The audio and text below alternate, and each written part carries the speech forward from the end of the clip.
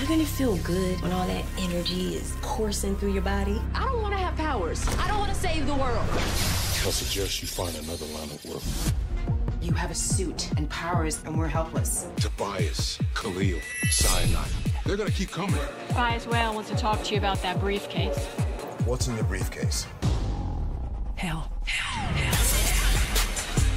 The system is rigged. Black Lightning, Thunder will always fight for justice. What's happening to this family? It's not normal. This is not the life I wanted for you. My life's mission to track down all the people you love. Checkmate.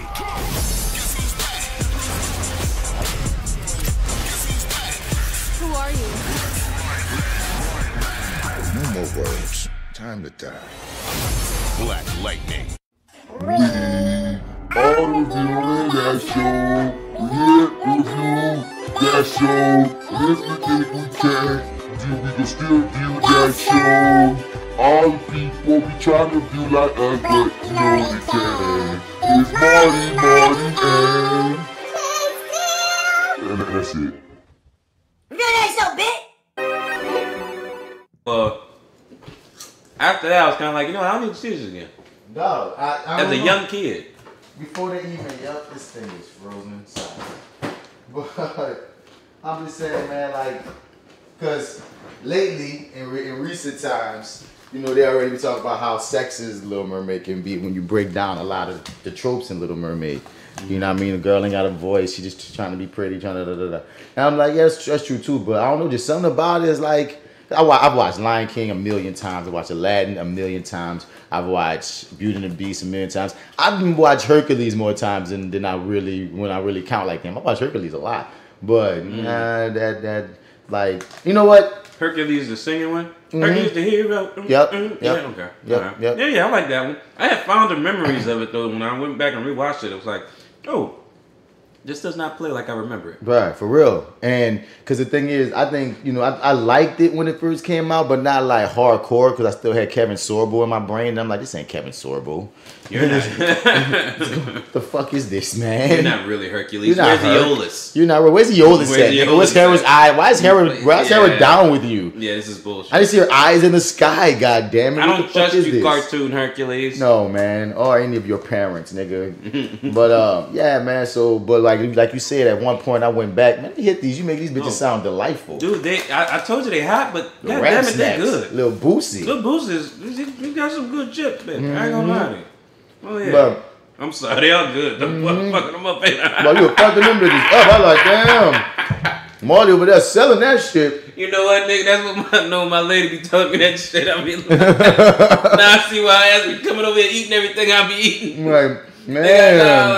If I didn't want it before, I think I want it now. Let me see. Let me just see. I just got to find out what all this talk is about over here. This nigga is chumping. No, fucking yeah, son. But you was recording. I didn't realize that either. Oh yeah, I'm getting in. Fair enough. But I could take Little Mermaid before Pocahontas. Pocahontas has some of the most beautiful music, but I did not get into that story. Oh, the story sucked. Because of how much they whitewashed it. They whitewashed. Nigga. I mean, we are talking about this pedophile. Nigga, these two pedophile niggas that raped this bitch. Come on, two? son. Wait, who was the second one? Both the Johns. She had underage relationships with both John Smith and the other John. Who's the other John? They put that in part 2. They just tried to romanticize it. Okay, she had a relationship with another dude after the first. Wait a minute. Wait, what? Wait, what? Yeah, son. And they had that in the show. And the second, the Disney did that shit. I'm like, damn, Disney, you just got both of her. You just got her get with a new nigga in front of old nigga, huh? Okay. Look how y'all doing it. Oh wait, the old dude was still around? He was in the second one too. He just went with it or some shit. I'm like, come on, Disney. They gonna be partners too?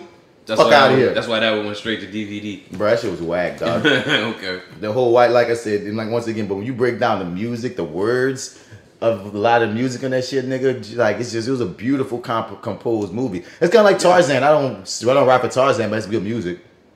Oh, Tarzan has the best fucking music. Phil Collins, though, dude. Mm-hmm. Come on, dude. Yeah. I wanna know. Yeah, dude. I fucking love that. I love Tarzan. I can't ride with Tarzan. I can't ride with Tarzan, though. I understand. That shit racist, dog. I understand. King of Africa, bro. Fuck Believe me, I understand. I'm so with you. Come on, son. But Phil Collins, man. But Phil Collins, but Phil Collins, man. I can see what the fucking soundtracks are, man. Let's go. That soundtrack was dope, nigga. Phil Collins and Elton John, boy. You fuck with them, boy. No, it's real. And once again, Colors of the Wind, son. If you just listen, I could read the poetry of Colors of the Wind, and I'll just be like, oh shit, oh god, I feel you. Like, I don't know. I felt like the thing about Pocahontas is that when I think back on it, it has a lot of depth to the story. It felt. Yeah, but we can't trust these white men. Is it because of the music though? Is that what? Yeah, you get what you're saying. I mean, anytime the Native Americans are talking, I'm with them because they're right. Like, especially when you watch as an adult. When you watch as a kid, you're like, oh, I want them to get along with the white people. No. When you watch it as an adult, you're really like, no, Native Americans. Fuck them. Yeah. Fuck them. Fuck them for real. Anybody that's saying don't fuck with them, you're the hero of this story. Not John Smith, not Pocahontas, who just on, like, she on one. She got bit by the white dick. She got some jungle fever. That's all that's going on with her. Feel me?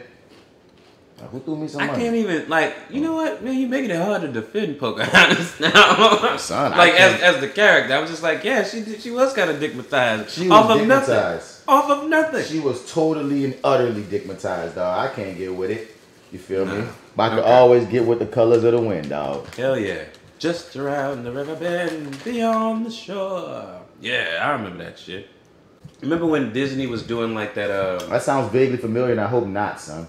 She remade one of the Pocahontas songs. I'm not sure if it was that one or not. But how fine has she gotten now? Now Ashanti is so fine. Is she? Have you not seen her? Oh, I haven't, I guess so. Okay. You better like live on the air, all the folks. Changed? Like, what changed? Exactly? I don't know. I don't know, son. She just got fine. You pull her ass up and she looks exactly the same, nigga. I'm gonna be like, okay, I'm what telling the you. fuck happened? I'm telling you, son. I don't know. Ashanti got fine, son. It's like, it makes no sense how fine Ashanti got. Oh, bullshit. I don't believe it. Let me see. Let me get a peek at this warlock here. Let me see. God damn. Who the hell is that? Let's look at Ashanti. No, that ain't. It's Ashanti with a wig on. Bullshit. Nigga, let's get some more to Nah, Ashanti. I need to see this. Let's get some more Ashanti. Is this one of them? Is this really? Yeah, I'm gonna need a minute, y'all. Yeah, y'all, he's finally understanding that now Ashanti, that's a whole other family. Get the fuck out of here. Let me get more into no Ashanti. Fucking way. Let's get to, oh, look at Ashanti. God damn. Ashanti got fine as the fuck, you know dog. what? Yeah, okay, I'll give you that. Son, like I always say, now Ashanti is like killing old Ashanti. Like, I don't know what happened. I don't know what kind of diet she got on. Maybe she's a vegan like Maya, because Maya's a vampire. Is also not aging. But look at this shit, bro. I'm not playing with you. Ashanti just said, you know what? I'm about to get thick with it. I'm about to get my body right. Like, I don't know how I stumbled across her Instagram one day, and I was like, wait, what's going on here? What's going on here? Ashanti, I appreciate everything that you're doing for the world. Click on that. Yeah, I got to stop it, man. You scrolling too fast now, man. We got to see this. What's going on now? You know what, man? She does not look the same. Good goddamn. She does not look the same, ladies and gentlemen. No, sir. Everyone that what Professor Clump say? That's fine. That's fine. She's fine. Everyone that does not know that Ashanti got fine, just know that Ashanti got fine. She went down to New Orleans and prayed to the goddess known as Solange and took her sister's body. Oh my goodness. Somebody go do something. Right, man, she done pulled the robbery guy. So once again, I ain't trying to necessarily hear the woman sing necessarily, but I look at her all day doing whatever she needs to do. I'm into Ashanti now. I'm with it. I'm into her too. What's her name? No, it's just her name. I'm foolish. I'm foolish. Oh yeah, I'm foolish. I'm foolish for you, babe. See, you done took the whole Reviewing That Show left just with Ashanti. I'm sorry. So we might as well get into the episode. Welcome to the Reviewing That Show, y'all. We've been talking shit. We've been going on and on. I'm gonna hold on to that. I might need it later. Hell yeah, dog. You most likely will. Right. But welcome to Reviewing That Show, man. Right now, you're in the building with that actor guy, Mr. Bats, a.k.a. Evil Marty, man. And right by my side is your favorite host, Marty. Somehow he is alive and still in the building. Hey, here he is. Check him out. Marty, MartyEdwards 504 on Instagram, Twitter, and Snap at the chat. I also want to go to lowrainpictures.com where I troll my co-host. You know, that other guy. I co-host a show there. His name's something. I co-host a show there called Your30 with Marty and what's his name? Check him out. Anyway, check us out. LowRainPictures.com. What's his face? What's his face? No, I'm kidding. The arrogant observer. He's gonna kill me. He doesn't listen to Reviewing That anyway. He really doesn't. It's okay. You feel me? He won't. Actually, no. Wait. He kind of does sneak in from time to time. So you know what? I'm not gonna say that. No, never mind. Oh, I didn't. He does sneak in from time to time. He'll say shit, and I'm just kind of like, "Oh, you heard?" Because it was so funny on the last. So you heard. On the last episode of Fly with Bats, man, we talked about how these are the side else I forget because I ain't put them up yet. Okay. But we talked about how everybody's a nerd to something. Oh, let it out. Come on. Yeah. It's sponsored by Rip It. That's right. But everyone's a nerd to something. And you know what I mean? Like whether if you know all the stats about football, then you're a football nerd. If you know all, you know what I mean? If you know every way that a car is made, well, you're a fucking mechanical nerd. If you get in car magazines. So I'm like, oh yeah, Lawrence a motherfucking engineer nerd. Yeah, so Lawrence is a motherfucking nerd, but he's just not he's not a comic nerd. You feel me? Fair enough, yeah. And since we get into so many comic shows and I can understand why he's like. You turned him on to. Did you turn him on to Black Panther? Yeah, it had to because once you started talking Black Panther. Yeah, because we stopped doing that. See, people don't know that when we first started the Black Panther podcast. We first started the FlyWithBats Podcast. It had to be Black Panther podcast. It had to be like a year or two before Black Panther even was coming out. You know what I'm saying? Countdown, I had a whole countdown. It just kind of stopped at some point because it got so close to it. But like, no, you're right. It got so. But y'all were really y'all were there though and stuff for the premiere and stuff. So it's like, I'm sorry. You could. Man, I ain't saying that. I'm just saying like, but it was just funny counting down for so many weeks and then falling off so close to the finish line. And then, but it was one of those things where like, if you didn't know who Black Panther was, I made you want to know who Black Panther was by the time the movie came out because we talked so much about it. You kept reminding me when the shit was coming out at one point. Right. Now I couldn't be on my wildest dreams see it was gonna be as successful as it was. Yeah. I just knew it was gonna be the shit, but goddamn. Agreed. It really was the shite. It was okay. So I think this ended up in a ghost episode. So let's just do it again, just for fun. Nah, you said it before, but go ahead, bless it again. Okay, you said no. Okay, I've seen it. Talk your shit. All right, I've watched Black Panther. Well, I've only watched it once since that last time, but I had watched it at least a good 7 times now. So I'm really, I don't know, man. I there's just so much. I was tired, y'all, when I first saw it the first time, and I said it, and I should have just suffered through, but I didn't want to watch another sleepy viewing. I needed another viewing of it. But watching it that second time at home on Netflix, loved it, made me want to watch it so many more times to see what other things I missed. Killmonger still kind of loses his mind a little bit with it. I found my little Panther Claus. I'm sorry. I would never forget that line. I found my father with Panther Claus. What's up, Auntie? Oh man, I love it. Anyway, but yeah, I absolutely love the movie and looking forward to a sequel. I mean, he's dead though. Remember? Yeah, sure. Yeah. Yeah. Whatever. He's dead. Yeah. He's dead. Yeah. He's dead though. Creed 2. Creed 2. Shouts out. But before we get into the show proper, did you happen to see? Did you ever go across both of those trailers? Remember when we watched that one where it was like we only needed to watch one Creed trailer? I never went back to the other one. I didn't want to be spoiled. Oh yeah, that's right. Yeah, never mind. I didn't want to be. I didn't want to be spoiled. Good decision. But just before we completely leave this topic alone, I just want to say, you think you own whatever land you land on. The earth is just a dead thing you can claim. But I know every rock and tree and creature has a life, has a spirit, has a name. You think the only people who are the people who look and think like you. But if you walk the footsteps of a stranger, you'll learn things you never knew. Come on. See, you already know every other wolf cry blew home. Everyone knew that part. But when you get into that fucking third stanza, you think the only people who are the people who think and look like you. But if you walk through the footsteps of a stranger, you'll learn things you never knew. Can we just have that plastered somewhere in like all over the media? Because in our climate right now in America, everybody need little polka colors of the wind in their life. Agreed, actually. Like, see, like that's the thing. You put me in conflicting mind, like a headspace here because, I don't know, dude. It's just like it felt like it was almost too deep. Like, if I may, can I say that? Like, cause at that point, like. for me, cartoons were still for kids. Like now when you go see a cartoon now, like there's 100 jokes that are meant for the parents that take the kids to see it, or just the fucking adults that go to see them. All right, don't laugh at me. I do it from time to time. Anyway, it depends on what it is. Yeah, I did go see The Incredibles 2. Forget y'all. Nigga, anyway, I saw Incredibles 2.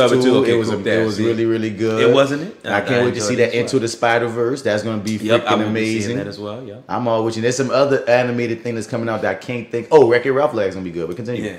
But but it seemed like in that time period, maybe I'm wrong, I don't know, you tell me how you took it, but when this was out, this seemed like it was geared for us. Like this was made and geared for our, begging dollars, if you will, because we didn't really have marketing dollars, we only had begging dollars. Yeah. Mommy, take me to see this or whatever, you know what I mean?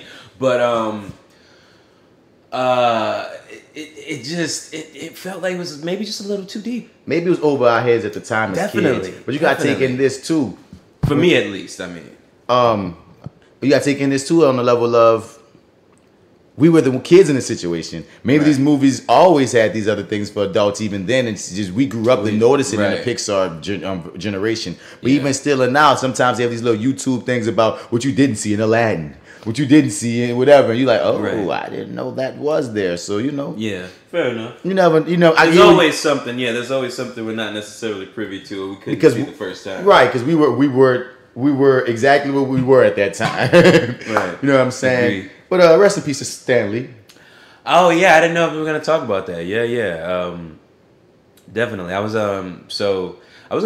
we're here. Fuck it. So I was gonna pose this question, but so who's your I wrote down my favorite. Now I'll probably have to say it twice, but it's cool. I mean, I'm already bigging them up tight because we talked about this it too. on the FlyWithBats Podcast. I figured you did. Yeah, so that's what. I didn't know we were doing it here. Yeah, okay. So since y'all already talked about it, then cool. Let's just do it here. Who's your favorite Stan Lee created character? Now, how I broke mine down is from Stan Lee and Steve Ditko. Huh? Cole as well as Steve Ditko, because the thing is, I spoke about this on the FlyWithBats Podcast, and I felt kind of bad afterwards because we were supposed to be saying rest in peace Stan Lee, man, whoop de woo, but then I kept on remembering like, well, he also co-created a lot of these characters with Steve Ditko, and much like how Bill Finger didn't get the proper respects he should have gotten in co-creating Batman, Steve Ditko oftentimes gets like forgotten about in a lot of the situations we talk about Stan Lee. Okay. So it's like we might even have to Google like which ones they created. But I understand what you're asking me. Like out of all the Stan Lee characters from X-Men to freaking the Avengers to Spider-Man or what have you, which one is the top? So how you say you broke it? I broke mine down into like comic book versus like Marvel Cinematic Universe characters, and for comic books, I put down Spider-Man. Just because, once again, Venom is my favorite villain of his, and I feel really attached to Eddie Brock. I like him as an adversary for Spider-Man, and then Spider-Man, just in general, was always a character that I always kind of dug, and I always kind of dug his story. And those actually the only comic books, like, because I only had like a handful of comic books because I just wasn't into them really growing up. It's something I kind of got into more so later on, but that was actually one of the few 2 or 3 comic books that I did have were Spider-Man comic books. And Cinematic Universe, of course, I just always got to give it to Iron Man. He's created so many characters. I looked through this list. Yeah. Oh my God. Co-created so many characters. Well, I'm gonna cheat then. I hear you said Tony Stark for Cinematic Universe. Yeah. And you said, generally speaking, Spider-Man. See, all the times it can be said that Spider-Man is his greatest creation. Spider-Man is currently the #1 solo superhero selling wise. He sells more than Batman and Superman. Oh, really? I didn't know. Those are the top 3 though. But like, okay, Spider-Man is consistently, because often they say it's because anybody could be under the mask, which makes him even more universal to people when you talk about across the world. You see Superman and Batman, it's some white guys. But when you see Spider-Man, it's like, he could be anybody. I mean, that's what got freaking Todd McFarlane fired, because he was trying to push that. That's what made him create Spawn 2, because he had this controversial comic where Spider-Man saved a racist, and the racist was like, man, said something racist. And Spider-Man was like, you don't know what I'm like. Who don't know who I am under this mask? And it was like a big deal, like at the time of McFarlane's one of the ones he wrote, and he's trying to get some more shit pushed with some black characters apparently, but you know he's having pushback, so that's when he, you know, when Image Comics Spawn was born, his black character he got to cultivate, and that's what it was. Right. So it's like I'm so tempted to say Spider-Man, but since you said I'm gonna go to a different direction, I'm gonna cheat. I'm gonna cheat because I'm evil Marty. He's fresh in your head too, though. Now I'm you know, just in the X-Men. Okay, all of them. Exactly. I'm cheating. The X-Men. Okay. Who had the number one? It probably is still the number one selling comic in comics. Is I believe X-Men Super whatever number one is like it held the title forever. Let me look this up right quick. What, like the best selling comic book? Highest grossing. Really? Comic of all time. I believe it's an X-Men comic. I thought that was I thought Watchmen was. Oh no, is it? X-Men 1991. Number one. Watchmen isn't even up there. Watchmen is one of the most highly rated comic books of all time. Not the most grossing. Not grossing because it was kind of indie for a minute. You know what I mean? It was on, Fair and enough. it didn't even. It came, like DC bought the imprint that it was under. It was like it was on Vertical, I believe. So it was really some DC off-brand offshoot. So it's like comic motherfuckers knew Watchmen, but as far as sales go, like. Nigga, like I said, what's on this? Like X-Men number one is number one. X-Force number one, 1992. Superman 87 is number 3. Spider-Man number 9, 1990 is number 4. Spawn, that's funny, Spawn's on here, 1992. Yeah. Star Wars 2015, that's recent. Y'all just got that. Yeah. Fantastic Four 1998. Deathmate. Deathmate? I've never even heard of motherfucking goddamn Deathmate. That's deep. Yeah. I'm gonna read this good old Deathmate. But I'm gonna just go with all the X-Men. Fuck it, because I don't know. Because like I don't think so. Even like whenever you hear me talking about The Gifted and how I really love that show, and about like even if you don't know all the character names and they don't have all the highest, most well-known characters, they get the themes of the X-Men so well. And one of the hardest things about keeping up with X-Men comics is they have so many comics and so many teams and so many branches off. Dog, like I can't lie to you. In reading them, and reading X-Men comics, like I read all my Batman and Detective comics and shit and DC comics. Yeah, it's hard to get into a jumping point back into them. But I remember growing up, those were the characters. I mean, like the themes of racism, the themes of discrimination, the themes of being other, the things of I always say artists are mutants, man. We all got different superpowers and shit, like with X-Men. So it's like I always dug at least what they stood for, even if I didn't keep up with the lore as much as I should have or could have.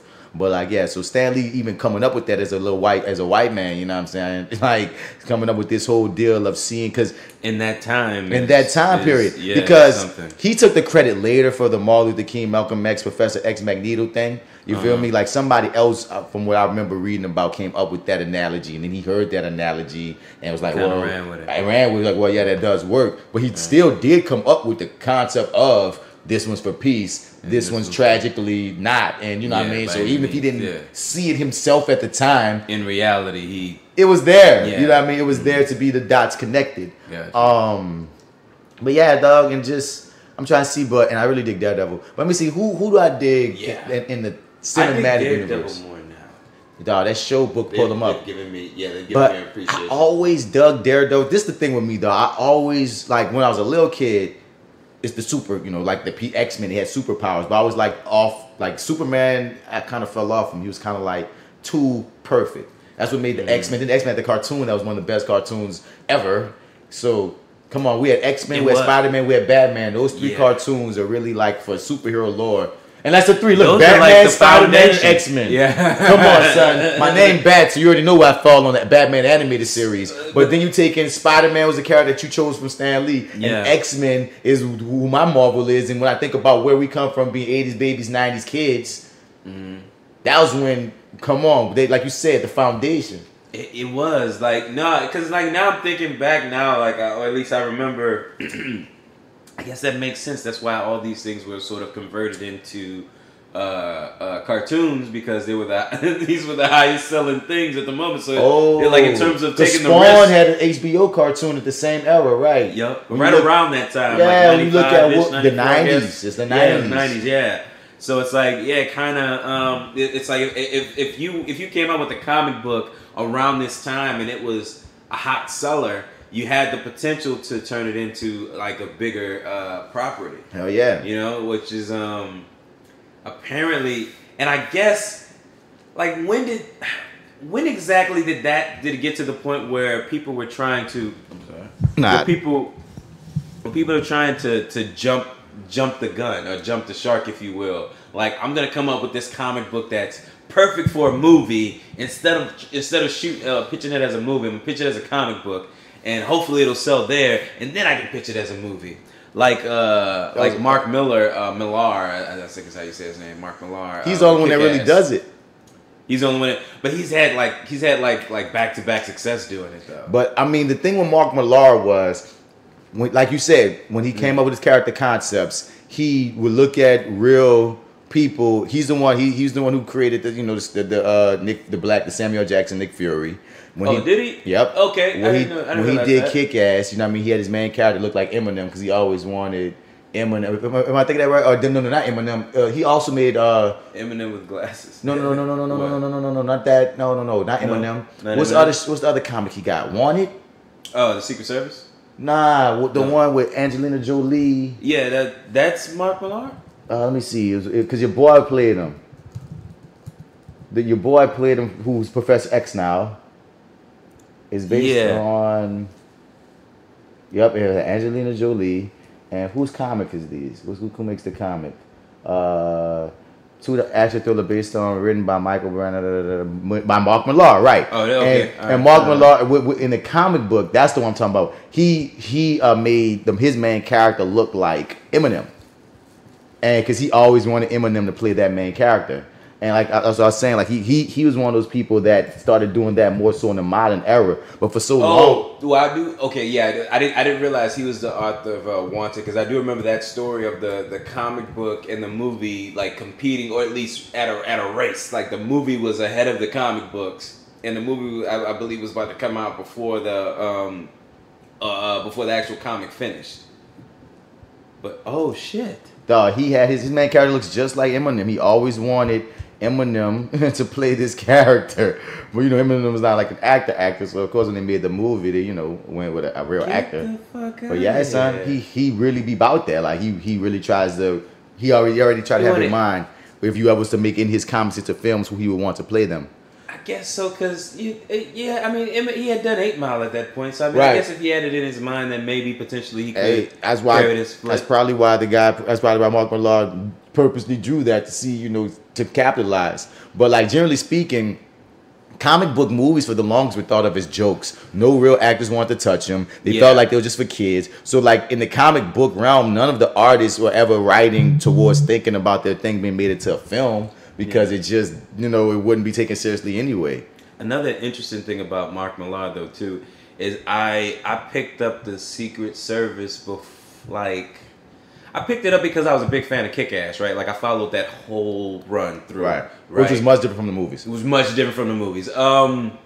Yeah, I enjoyed somewhat the comics a little bit more than the movies. I kind of wanted to see where the third one may take us. But anyway, I picked up the Secret Service just because I had finished Kick-Ass. I can't remember if 2 had came out by that point, but I was kind of done with it, and it was in the new release bin or the new release shelf, and I'm like, oh, cool, Mark Millar, Secret Service. So he puts, God damn it, what's Luke Skywalker's real name? Mark Hamill. He has Mark Hamill as voice of the Joker from the animated series, right? Batman. He has him as the person that they're saving. So have you ever seen, what did the movie wind up being called? Not the Secret Service. Kingsman? Kingsman, yeah. Never seen the first Kingsman? Never seen either of them. I heard the first one was good and the second one was cool. They put him, so they put him in the movie, but not in the capacity where he is in the comic book. Like, right. Is it the same character? No. So they gave him a different character, even though Mark Millar specifically drew Mark Hamill to be somebody else. No. It was Mark Hamill. Like he didn't draw Mark Hamill. He put Mark Hamill. He put the actual Mark Hamill. The actual actor. But they didn't have Mark Hamill in the film. They gave Mark Hamill a character. Yeah.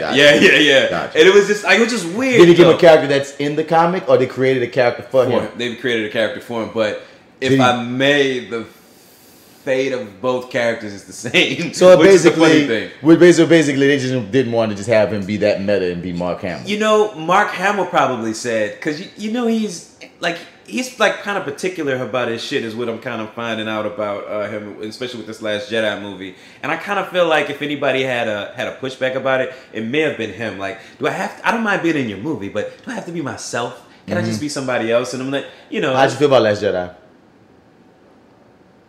I didn't hate it. Okay. But I'm not a huge Star Wars fan, and apparently that's sort of what's the meter for it. If you liked it, you're not a huge Star Wars fan. If you didn't like it, you're probably like somewhat of a hardcore fan, if you will. Understood. What do you think? I liked it. You liked it? Yeah. Okay, cool. Fair enough. Are I'm you a not hardcore fan? No. Yeah, see?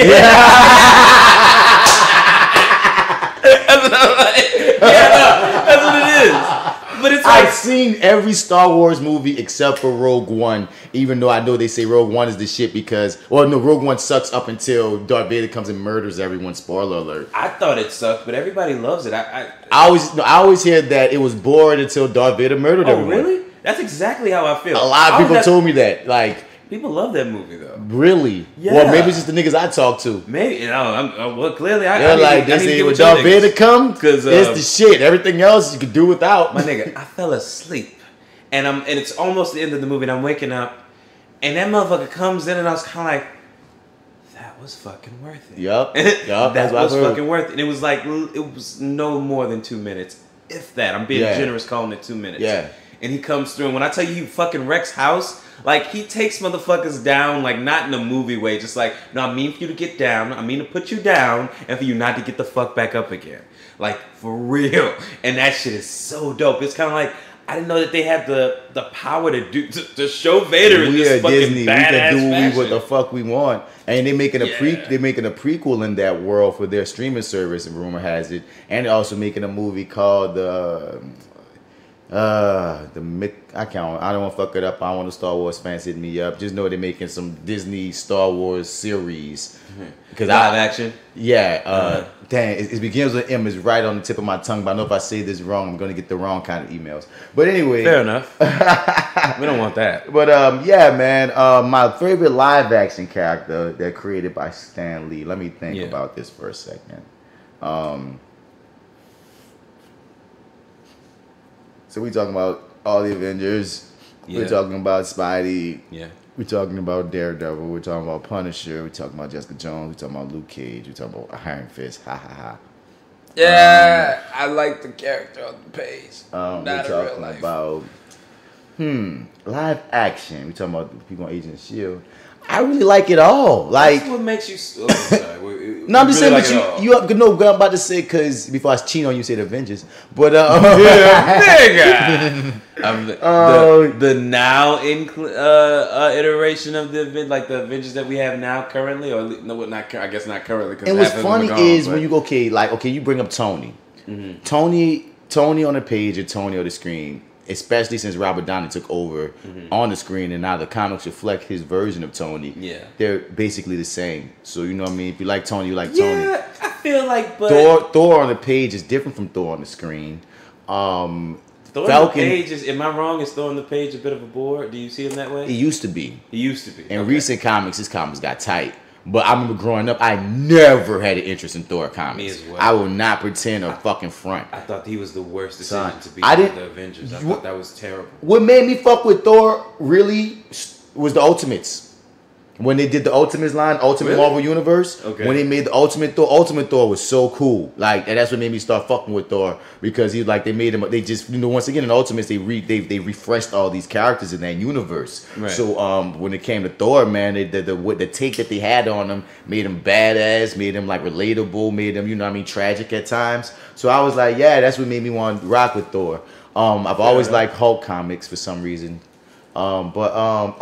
Falcon is cool as hell in the comics, dog. Like the now iteration of him, or just always? The now. I really dug when he became Captain America in the comics. That was one of the best runs, and that was some cool shit they did with him. Like, now that he's back Falcon, I'm not as interested in him. Like, when Falcon was going through the shit, being Captain America and being a black man filling those shoes that's usually held by this white man in America, that sounds familiar, around Barack time. It was a beautifully timed and well-written comic book.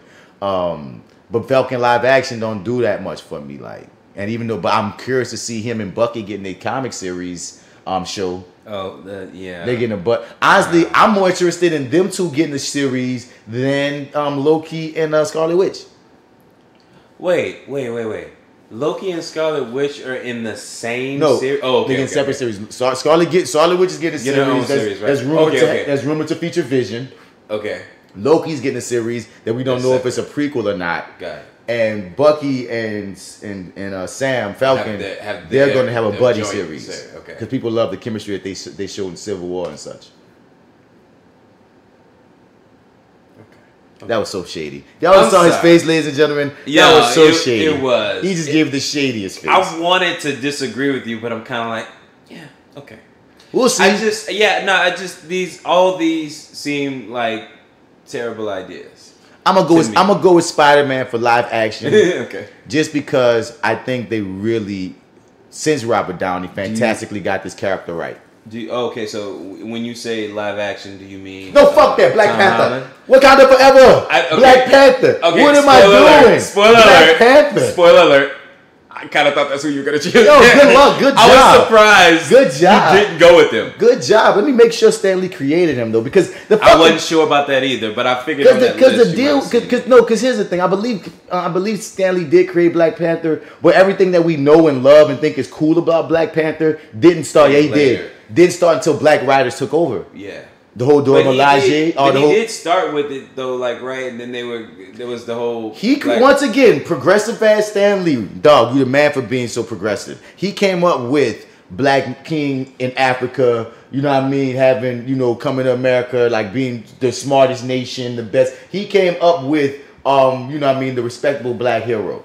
Now Black Riders took over and he had Wakanda. Like Stan Lee had Wakanda being the shit. Black Riders made it inevitably nobody's touching us type of shit. You know what I mean? But Stan Lee did start off with he ain't come from no jungles, even though they used to call it like jungle something. Jungle. Oh yeah, it was like comics. It was like.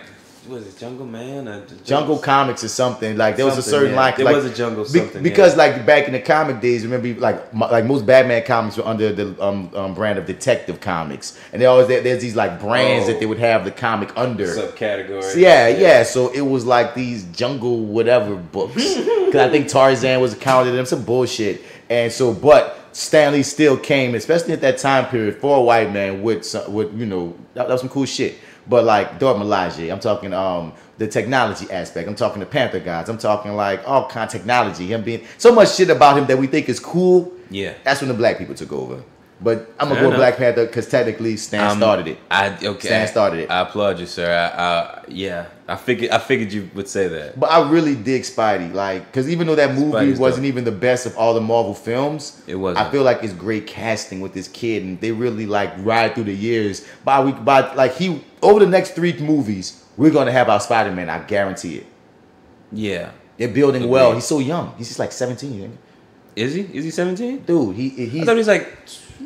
He's a little older than 21, 22. I think he's 22 now. He's that age now. But when he shot this first one, he was actually 17.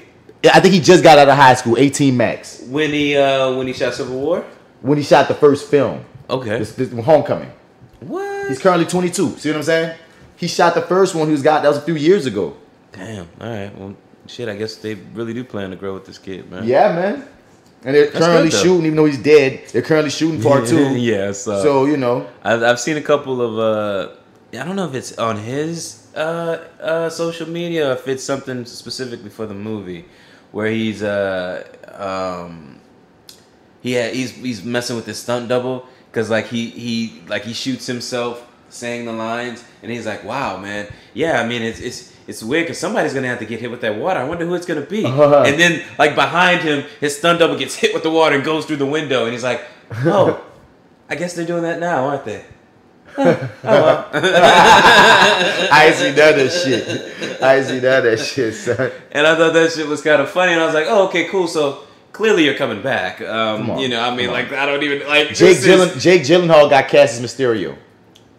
Oh, yeah, I did hear that. Yeah. I like Jake Gyllenhaal. I just don't know if I like him here. I don't know. I can see him for Mysterio. You can see him? Mysterio's a sick-ass character. He's he's dope. I don't know. I'm just glad he's not Batman.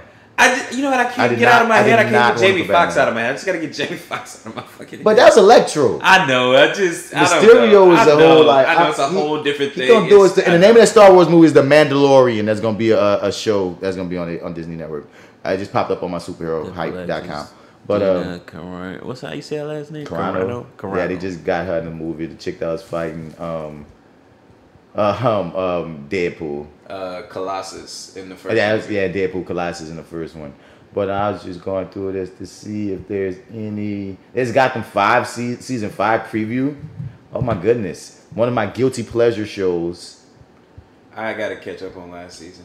Let's see what this little trailer here in front. Yeah. And by the way, ladies and gentlemen, we're here too. Shouts out to Peanut, man. Like we say, if you hit us up at reviewingdat@gmail.com, we will review whatever you sent us, whether we want to watch it or not. Today we're gonna be jumping into Dracula Untold. Yeah, we finally watched it, Peanut, for you, my dude. We're gonna jump into that in a second, but I want to see this Gotham freaking preview right fast. But before we press play, man, how you feel about Jill Scott though?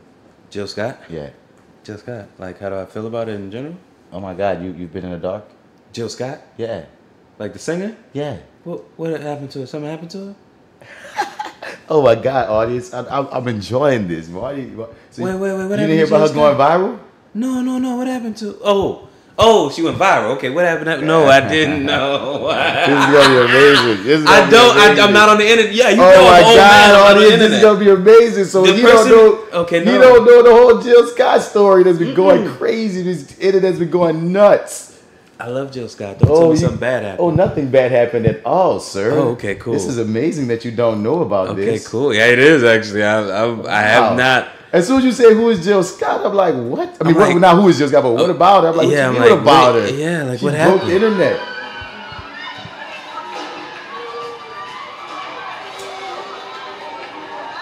You gonna suck that thing, girl? What you? Oh wow.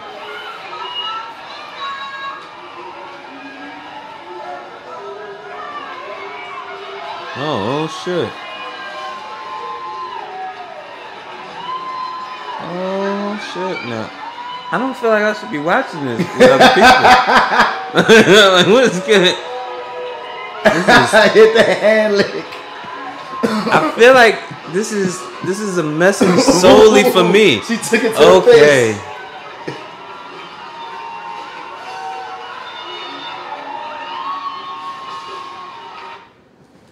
Yeah, that happened. Okay. And it's got the internet going nuts. Has it? Does it really? really? Oh my God, man! Because you know what I mean, like, because you know what I mean. You don't just see celebrities every day giving you know what I mean, airhead. You know, and it's like that's all I needed. Now my life is complete. What you don't know is that's all I need for the rest of the week. I'm good. I'm gonna make it through. What y'all gonna do is the question. Hey, man. God damn! You got the internet going nuts. I mean. I'm pull that up when I get home. I appreciate you putting me on a game. That's I did not know that. That is interesting. It's not as bad as I thought. Like, you had me really nervous for like a couple seconds there for a minute. But yeah, this is. I'm sure she does that all the time at every show. Probably not. But damn, that was loved it. Anyway, yeah. I just had to throw that at you because I'm surprised you didn't see it. But let's see this guy the fucking preview. I so appreciate you, man. That's like Christmas early. Thanks. Yeah, man. Apparently she's been doing other shows for a while now, but just this clip went viral this time. So like people who've been going to shows like, oh, y'all late. Well, nigga, it's not like I do that in Cleveland. Well, guess what? now the internet is seeing her. Son, even under her freaking Instagram, dog, niggas been all on her Instagram talking about, hey, big head. Son, it's so fucking. Son, the memes are epic, dog. What? We got one meme where the memes are epic, everything's epic. So I'm glad I was able to toss that at you, dog. Hells yeah, man. I'm like, that is gonna be my fucking screensaver now. So Gotham, let's see what you think. What we got? Gotham. Gotham City was given over to criminals. It's not safe out there. Something's out there. Just trying to keep the city from falling apart. Brucey Bruce. Still like a little sandwich. My God. Still around. Gotta give Bruce a sandwich.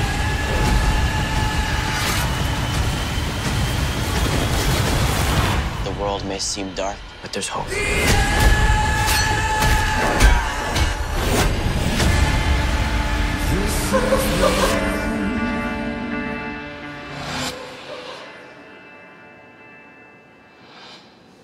Whatever.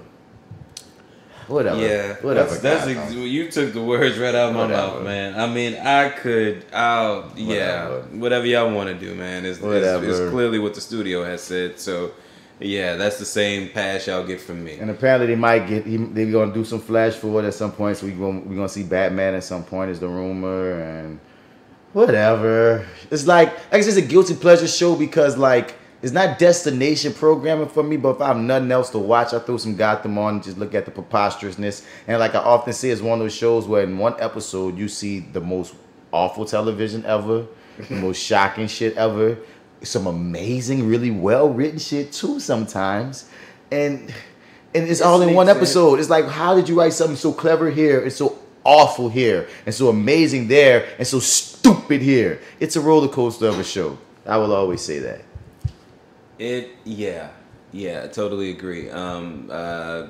Put quite perfectly. Like I always like to say, actually Gotham is sort of the starting point where I believe I kind of came up with this philosophy, and it's just, if this is a show about something you truly, truly dig, love, or into, divorce yourself from all of that. Yep. And then you're able to enjoy this show because. And like Bat said, every so often you're gonna get those moments where it's like, God damn it, they caught me off guard. Yep. I mean, you've given me so much crap. I didn't know you were capable of this gem. Yep. And here it is, and there it is. It's gone. Bye. Yep. Boom. Never comes back. In your mouth. Yep. So yeah, dude, and I'm getting into Supernatural, son. I started watching it to the people out there. I started watching Supernatural. So you're officially a Supernatural-like? I'm in season 3 right now. Oh wow, you really are into this. Okay, yeah, I plunged. You took a big bite of that apple. I plunged. Okay. I plunged my ass. How do you feel so far? I like it, son. They have the most intense literal bromance on television.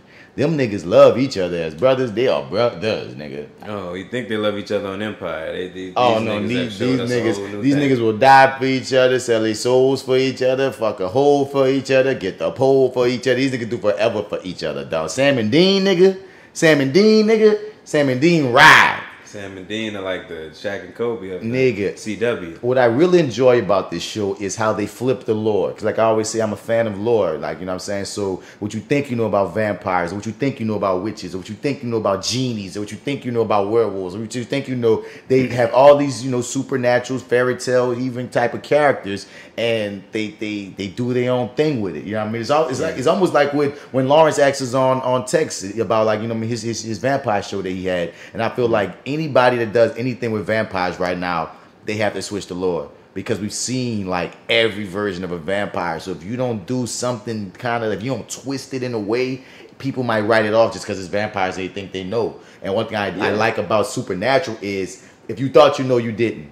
Yeah, if I may, that was actually quite brilliant. I was kind of like, I think I might start running my ideas by bats. Like, is it this easy? Okay, cool. I'll just text. I mean, hey, nigga, yes. no. I thought that was a brilliant idea, and it's like, you know what? Now I'm interested in the show again. Mm-hmm. Even though I gave him so much shit at the time, I'm like, I'm into it now. That sounds like a dope idea. If you do that, I think we got something, baby. I started it out of sheer boredom one day, dog. Because the reason why it took me so long to jump in it, because it's 13 seasons. And they about to start the 14th one in a couple of months. That's intimidating, dog. And you feeling like how committed are you at this point? I'm with it, dog. It's just I've been watching it when I'm not watching, like right now, like I gotta watch Black Lightning, so we could review that Lightning. I gotta watch Flash shows. Like when my other shows come up, I watch those. And I go back to Supernatural, son. Now the only problem I'm having, but I can ride with you anyway, is the fact of anytime these niggas are in any real peril,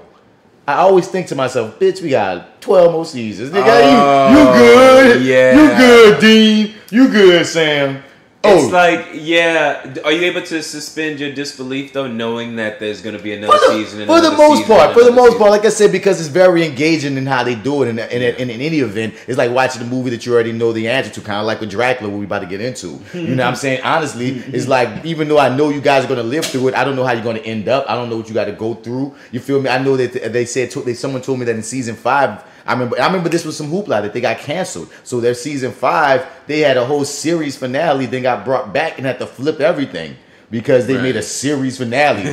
Like they ended their story. Yes. Open that bitch back up. And then open that bitch back up. But the thing is, I believe they got canceled more than once and had to do shit like that. So it's gonna be funny watching probably the most epic season, quote unquote, finales for some of these seasons. That is, you're like, you for real thinking to yourself, damn, they can't go nowhere after this because they weren't supposed to. You kind of got me interested. I mean, the only thing that sort of makes me like not want to do it is because I think I may have gone in and tried to do what you're doing, and who was it that told us about Supernatural? Was it Nigel?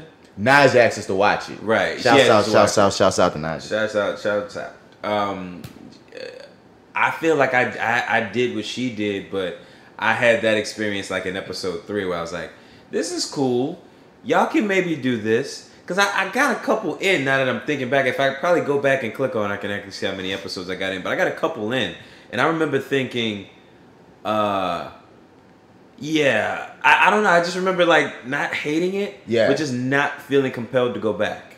Watch that bitch. I'm going to say that. We got Jeffrey Dean Morgan in. He's swaggy. But he's Jeffrey Dean Morgan now, which he was just Jeffrey Dean Morgan. He's just like he's just a swaggy white man back then. Now he's Jeffrey Dean Morgan. Now he's the leanings Jeffrey Dean Morgan. But kind of fuck him because I heard he's on some like Blue Lives Matter shit. But anyway, and that just hurts. That's why I hate when. That's why I don't really want to know my actors' politics or personal lives, because from hearing that, you know, things like Jeffrey Dean Morgan is Blue Lives Matter, finding out that Johnny Depp is a woman beater, finding out that Nate Parker is a rapist, finding out, like, you know, you find all these things out from people that you respected at one point. You be like, I can't play none of my R. Kelly tracks no more. I like my R. Kelly records. And you poisoned the well. Yeah.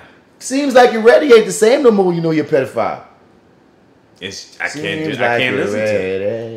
listen to it. Son. And so I can't even watch these people the same. When people bring up Johnny Depp used to be one of my favorite people, but now I'm like, he beat his woman and be like a fucking domestic drunk. He does have that stain on him. Like, right. Nate Parker, son. Like, I personally know someone for real that he assaulted that I can't ever speak on. Oh, wow. Trippy shit, like, you know what I mean? Like, and I can't ever get delve into that conversation.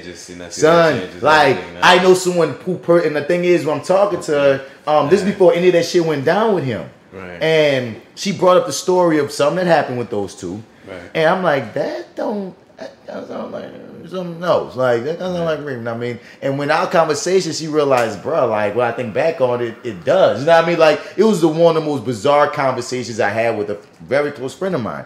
And, like, I won't get into no details, but that from that point on, it's like whenever I would debate somebody about that situation, it would be so frustrating because I know for real someone, like, years after of that shit that he was accused of in college. This is years later. Because this person met him because, you know what I mean, he working after in the game. Yeah, he working in the game. This is years after. This is when he's already an actor. You know what I'm saying? Yeah. So it's like, you know what I mean? So I already know for real, like, she had no reason to lie because this before any of that allegation shit resurfaced. You know what I mean? And she wasn't even trying to tell me this on the level of, oh, hey, because it was through our conversations that she realized how ill, like, it's fucked up. It's fucked up. Right. But, like, I can't really look. I remember I'd auditioned for some movie that he about to do recently, and I thought to myself, fuck, if I was to book this film, I would hate myself. But, like I said, man, if I say fuck the counters, man, but if they knocking on my door asking, telling me they got a spy, man, it's a hard I ain't hanging up the phone. I mean, as long I don't know. That's me though. I know what I would turn down, you know, and I know what I wouldn't, dog. Fair and enough. You know that is what it is, dog. Because I know there's certain shit I would most definitely, if you came to me as an actor and said play this, I would say no. You know what I mean? Fair enough. I'm just not with it. So this nigga here, but so. Yeah, dude. Supernatural, I'm fucking with it, dog. Right. Like I said, just with the fact of if you're a fan of lore like me, and you get into like Elseworlds tales, like that's what made me like Once Upon a Time for a second, just because no, but it faltered. Come on, that Peter Pan Captain Hook twist was amazing. When that shit happened, come on. When that motherfucker disappeared away and turned into that boss, like dog, and the shadow was evil and all dog. Nigga, it was all like they were fucking on point at a few seasons, point. Dog. Nigga, they were on their shit, and that's what I'm saying about Supernatural. It's very similar because you're at its height right now. You're at its peak. I don't think it's really good right now. I don't even think I'm at its peak. You know what I'm saying? I think it's when you watch something that's building towards something even more epic. Because the second season was pretty damn good though. I can't lie. Yeah. But in the first all the seasons, because you know how we love the superhero shows, right? Mm-hmm. I feel like Supernatural should be shorter because then it would be more like 13 instead of 24, 20. Right, all they do 22. Okay. 22 is a lot. That means there's a lot of episodes that's gonna be filler because you have this 22 maximum to fill. Yeah. Now I don't mind that 22 when we talking comic book shit because you know how many comic books there are. Since the 30s and the 40s and the 60s, you got a million stories. Now, even still with Supernatural, you have a bunch of stories you can tell because there's a bunch of lore stories. I mean, they flip one, they flip the Sandman, they flip like any lore person that's out there. You know what I mean? Freaking, they found a way to flip, and it still has a horror aspect, and it still is a detective story. Like they playing in multiple lanes with lore, so that the familiarity that you have with certain characters, and then when they flip it, it's like. It's usually cleverly done, but there's also this main story that's happening with the brothers and and other factors that is like if they did I feel like it should be shorter so you could get more to that main story more directly, or more episodes need to contain some elements that story along that moves the main story along. And I feel like they had a nice balance of it in their first season, but like now I'm in their third season, I'm like, but are we gonna move closer to this main issue at hand aside from y'all going on, these Monster of the Week episodes, you know what I mean? Mm-hmm. But I'm with it. I say people listening, you know what I mean? So far, go give it a shot. Go give it a shot. It's specifically if you're into this type of shit. Because I often say, shit ain't for everybody, dog. But if you listen to a show like this, you know what I mean? And once again, you like Once Upon a Time, you like True Blood. True Blood was a flip on the vampire lore. Yeah. So that tells me that you're into twists and turns of the familiar. Mm-hmm. Get back in that shit, son. Okay.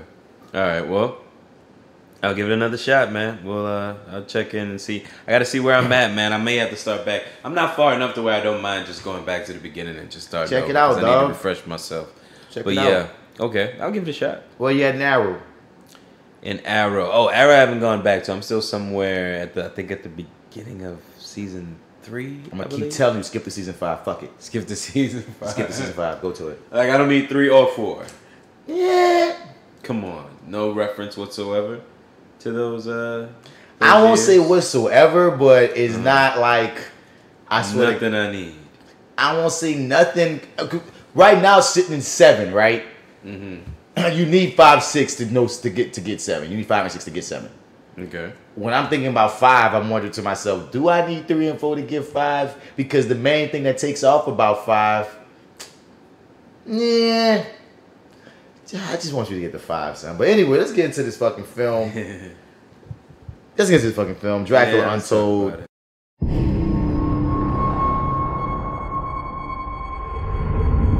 My father was a great man. A hero, so they say.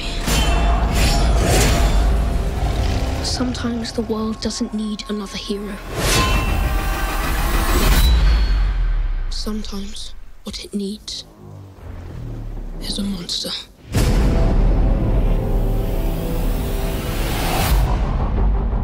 My prince. I've missed you. Something troubles you.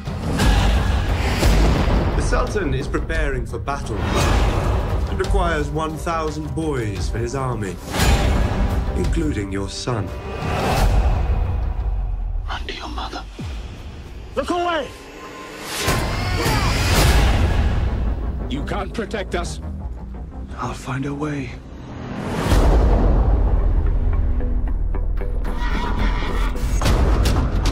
I have been waiting an eternity for a man of your strength to arrive.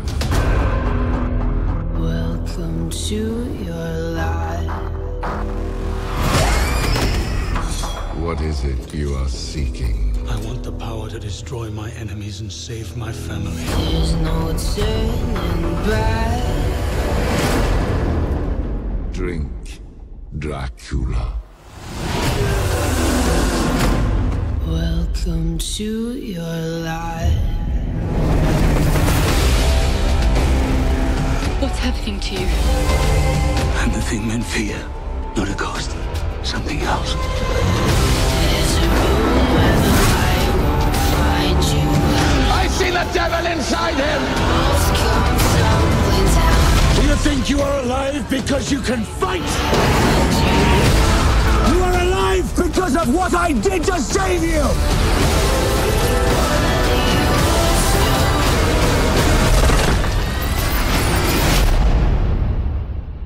The world.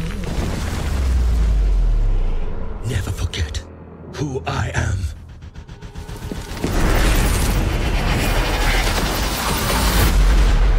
This has been the one that was recommended by a listener, my dude Peanut. Initial thoughts, though. How you felt about this here? Okay, like I said, we kind of talked about this a little bit earlier. I was pulled the DVD out, and it was. So, by the way, I own this DVD only because it was a blind Black Friday buy. This was a $2, $3 purchase at most. $5 really at the most, right? Blind purchase, bought it. It was something that me and my lady hadn't seen, something we could, just kind of chill out at the house and watch, that we had, both kind of could, somewhat be surprised on, right? Watch for the first time. So, anyway, watched it that first time or whatever, and I remember just kind of like, okay, that was cool. I only had to sit through it once. It was in the comfort of my home, blah, blah, blah, boom. Kind of moved on. Now, it's time for me to put it into the player and watch it again, like a couple nights ago. And I'm like, I don't want to watch this. I'm thinking to myself, I really don't want to watch this. But I want to say you text me at that point saying, hey, can we meet up earlier so we could talk about this a day early? Yeah. So I'm like, okay, I gotta watch at least a good 30 minutes of it. So I'm in my head, I'm like, this is a 2-hour long movie. Fuck. I don't want to watch it. I put it in. Now pause. It's an hour and 20. There you go. Yeah. That's what made it easier for me as well. Keep going. No, I put it in. I'm like, it's an hour and 20. I'm like, oh shit. Wind up getting through the whole movie that night when I was only gonna watch an hour. So I'm like, when an hour mark came and there's 20 minutes left, I'm like, or 30 minutes or whatever. I can't remember. Anyway, I'm like, you know what? I'll just fucking finish it. Right. So it's first impressions watching it again. It was what it was. Once again, I could see painfully now where they wanted to maybe potentially do more of these by the time we get to the end of it. And even when I got to the end of it this time around, I let it play through while I did other shit in the background because I thought maybe there'll be some sort of stinger or something like that, maybe potentially, because it seemed like they had plans to do more. It was okay. I will say that I got to watch the tail. I don't know, maybe 30-40 minutes left of it with you and you watched a good 45 minutes of it with you. Okay, cool. Yep. So that was the most fun I had watching it, at all. So that made up for it there. If I knew that would have been the experience, or even that was an option, I would have just waited to watch it again with y'all. Right. But yeah, I'm gonna say that. So y'all made it. Y'all brought it up to you know what? Maybe you can watch it again, because I had a good time that second time, but that was because I'm kind of talking through it and shit. Bruh, I mean, I couldn't help but talk through that shit because once again, I will echo what you said, son, because this was one. No offense, Peanut, I had zero interest in watching. It was, you know what I mean, like. And you're the first person to ever give us a because it's Nigel told us to do Supernatural. Well, yes. Thank you, Nigel, for Supernatural. Yeah. Now, Peanut, for this one, I'm saying initially, Right. I Initially, right. Yeah, I was like, I was like, fuck, we gotta do it. I gotta stick to this motto of if you nominate it, if you refer it, we will review it. I gotta keep my word. You gotta watch it, Bass. Let's go. You already told Marty to watch it. He already watched that motherfucker. You gotta knock it out. Fuck it. So I'm like, damn, it's about to be 2 fucking hours. Because that's the thing too, dog, about committing to stuff. So like even watching Supernatural, committing my time to knowing I got 13 seasons, 22 episodes, 50 minutes. Oh my God. You know what I mean? So sometimes certain movies don't get watched because I'm like, do I have enough urge to commit to you? It's almost like a relationship now when you choosing what to watch. You only have so much time to give to this media thing because you're an adult. You got other shit you gotta do. Right. And I want to enjoy the shit what I'm watching if I gotta watch it. And then then when you think about time, like when you say we're adults, dog, I got my main job, I got auditions, I got the actor thing, I got time with my girl, I got motherfucking, you know what I mean, shit I gotta do for the kids, I got, homework, I got Gumbo Monster shit. Shows. They got other shows to watch, other shit to do. Yeah. Nigga got like 3 podcasts, about to start another one. That Acting While Black is about to happen, son. So I got all kind of shit going on. And it's like, do I want to give 2 hours? And then it said 1 hour and 30 minutes. I said, okay. Doug, you knew how to get me. 90 minutes. You know how to get me. All right. Yo, now, with you. I can't front. I was ready to hate on this motherfucker for the first 10 to 15 minutes. I was ready to hate on this motherfucker. But then one realization came to mind at a certain part of this movie. Okay. And that thing is, bro, it's one point in this movie when I realized something. Mm-hmm. And that's when I thought to myself, Peanut, you motherfucker. If I realized this is what the angle was, nigga, it's a superhero flick. Oh, yeah. They turned Dracula into a superhero.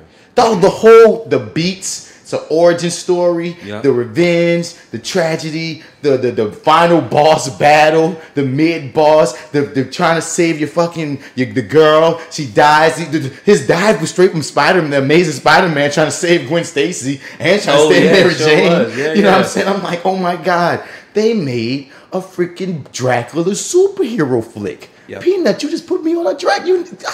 Yes, I started liking this fucking movie. Yes, I had fun with this movie at that point. You know what I mean? Because it starts off, dog. You know what I mean? Because like you said, you wish you was watching it with us. But with the dog, like it wasn't the same experience by myself. It just, And with not at all. And the funny thing about me and D-Mac is, I moved that. I'm sorry. We often watch vampire films together. Yeah. As I come, like when I remember I had to watch this film, I was like, oh shit, I was already by D because we had to record the FlyWithBats Podcast by him this week, the side B at least. So we was already over there, and I was like, man, yo D, you wanna watch this vampire movie with me right quick? You seen this? We was like, nah, nigga, let's ride that bit. So, you know what I mean? We was already like kind of pumped to see how they flip, what they was doing with it. Mm-hmm. And once again, like, you know what I mean? So it was already, I felt like it was good, like you didn't have a tag team partner. It was good to have a tag team partner and just be like, even when in my brain I'm fighting it, it's like, we gonna stick this through together, dog. So they went the Vlad the Impaler route in this opening. Yeah. And I mean, like I said, the first 10-15 minutes, since I didn't realize, when I watch it back, we just press play on the film. When I watch it back, you dig, it's like, all right, I see where it's going, I know where it's going. But I'm like, is this Robin Hood? What the fuck's going on here? Like, when it first starts off, I had memories of it starting a lot further earlier. Oh my God, your boy, the Russian from Agents of S.H.I.E.L.D. was in the beginning. Oh yeah, you don't remember seeing him in the beginning? Nigga, I was not engaged. I did not know he was there. Son, I wasn't engaged. I'm sorry, dog. I was not engaged. I thought that motherfucker wasn't really there at one point because it seemed like nobody else was paying attention to his ass but him. I was like, what is going on here? What sort of like anime shit is this happening right now? He seems so out of place. Wait, I was right, nigga. That is the nigga from True Blood. Where? Which one? Man, this soldier right here, man. That's not Joe Magan. That's not. That's not you thinking, huh? I mean, that man looks just like. He does look like him. Joe Manganiello. And then when you put those fangs on him too later on, he really looks like. Hold up, man. So I'm about to pause this right here. So that's not Joe Manganiello. No. That gentleman's. Well, you know what? Joe is kind of old too. So, but no, that's not him. That's not him. Man, this white Joe Manganiello. He does look like him though. Don't get me wrong. God. He favors him a lot, but that's not him. Doppelganger. Yeah, he does favor. He's just whiter with it. Yeah, that's another trait of it. Yeah, you did. But I remember this movie. Another thing that made me not want to put it in because I thought it was a lot longer. The origin part, like getting to this moment, I thought was a lot more build up because they kind of jumped to it quicker than they got to the shit. And then like when I realized it's an hour and 30 minutes, I'm like, you know what? They don't really have a lot of time to bullshit. And I'm like, I guess. Oh, they didn't bullshit at all. They just fucking jump right in. Like we're meeting Dracula. Like he's sort of the first enemy, if you will. Yeah, man. What Dracula? What do they call Dracula? Or not Dracula, but well, shit. What do we call the guy who makes Dracula? I don't know. Tywin Lannister. Tywin Lannister. Yeah, definitely. Oh man, that boy had Frank Sinatra playing in his head when he drunk that blood. Bruh, nigga, I tell you, I'm going. I was because the thing is, when this film came on, who's that playing Dracula in this film? What's his name? Oh shit. I should know it, and I can't. It's escaping me right now. Peanut, yell at us right now. Yell. I know you're yelling. Was it Lucas? No, fuck. He's in the Fast and the Furious movies. What do they call him? Fucker. His name is Luke Evans. Luke Evans. Luke Evans. But like you said, dog, because the movie starts with him and his Barry band of motherfuckers, and I was like, what are they doing? Like, I was so confused. Yeah, it just seems like somebody finds a scouting helmet for the Turks, who are, I guess... They're allies. They're allies, yeah, at the time. But it's their scouting party or whatever. And they bring the king's attention to it. And then that sort of... But it's like we sort of jump into this in the middle of it or whatever. It's sort of... We got to kind of play a little bit of catch-up when it first starts off. But... I swear to you, dude, I thought it took so much longer to get to this moment when I first watched it. We jump into him. We are there in the first 10 minutes. He meets the original vampire that's in the motherfucking cave. That nigga kills a bunch of motherfuckers. And your boy get away like, oh shit's going down. I gotta go talk to my priest. Yeah, and then it gets even more gangster too, like as we go along. But it's like this whole opening scene for me, this is sort of where I just kind of go with it. In this opening moment, in this whole little battle sequence, I just kind of go with it. Original vampire? The original vampire, yeah. When he takes out everybody, yeah. When Tywin takes out everybody, I just kind of go with that. I'm like, okay, cool. So he's the one who makes it out and stuff. I just kind of go with that. Me too. Yep. And he races home, all that good stuff. And the silver and the sword. Yeah, and then that whole little saved him was played a part later. That whole moment, where he gets to see the blood, it's like he's aware that something supernatural is happening. Yeah, something otherworldly is going on right in front of me. Right. Which I thought was I don't know. I thought it was a nice start to us. I thought he sort of responded, if you will, as Vlad would, in that sense. Like my man has seen some shit, but he ain't never seen no shit like that. And I'm glad that they got into, because this is the thing I was having was. And start this movie telling us about how awful he was in the war, how he just was killing all these people. He was so brutal. He was this, he was all that. And I thought I saw was a nice nigga. You feel me? But they played that into the story of this is who you were, but not who you are. And then he had to basically go become that nigga again. And I guess the metaphor is he couldn't be that nigga without getting a real demon in him, because he had already exercised his demon, that demon of the original Vlad the Impaler, when he got a family, when he settled down, when he found love. He used to be a monster. He's not a monster no more. So he had to go become a monster by other means. So it was pretty poetic how that was, laid out or whatnot. True. Okay, cool. That's Tywin Lannister face right here. Yeah. Right, so he went to go see the priest, and the priest is telling him basically the vampire legend about how, the dude met with a demon, and the demon granted him power, eternal life or some shit, but he didn't know that the demon tricked him until basically all the bad shit about being a vampire. You can't go out in the light, silver gonna hurt you. You're gonna have this bloodlust, it's gonna make you kill everybody. Now what I don't remember is what is it? What am I gonna call him? Friar Tuck? Yeah, Friar Tuck. I wanted to call him like snitching Friar Tuck because he exposed him to everybody. Well, later on, yeah. But snitching Friar Tuck. I didn't realize snitching Friar Tuck was the one who gave him all that information. It's like. Because, at that point, that's why he knew I'm going to have to take out. Yeah, that's why I'm like, I have to take you out, dude, because you're going to be looking at me too hard. You already know what time it is. He did. You know what I'm saying? I'm going to have to take you out, dude. Like, I would have, I'm sorry, Friar Tuck, snitching Friar Tuck, you go have to go.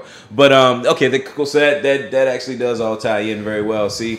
And this movie has two things working against it for me, though. Okay, okay. And I noticed those two things as soon as we meet his beautiful wife, right?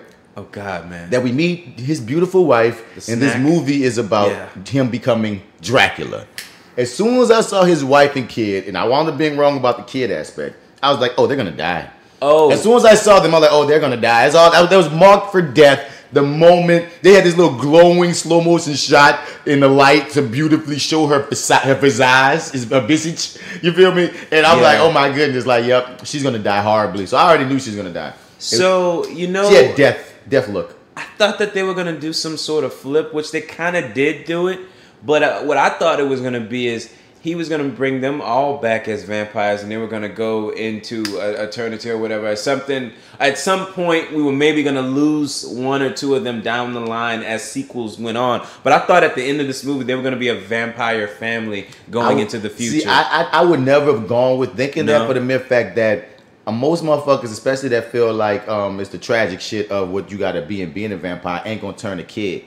So I didn't think he would turn his kid the way he acted toward. He loved that the boy. I don't think he, like I said, if you're gonna turn your kid, you probably wait till you become an adult, because he's gonna have to be a kid for eternity at that point, even if he's growing forever. I think that's some tragic shit to put upon your peoples. Also, too, I thought that it might be so I didn't think they would even breach that. You didn't even think they breached that? Yeah. Because they didn't want to have to make him make that kind of decision. It's almost like writing yourself into a hole. I'll give you that. Into a corner, I should say.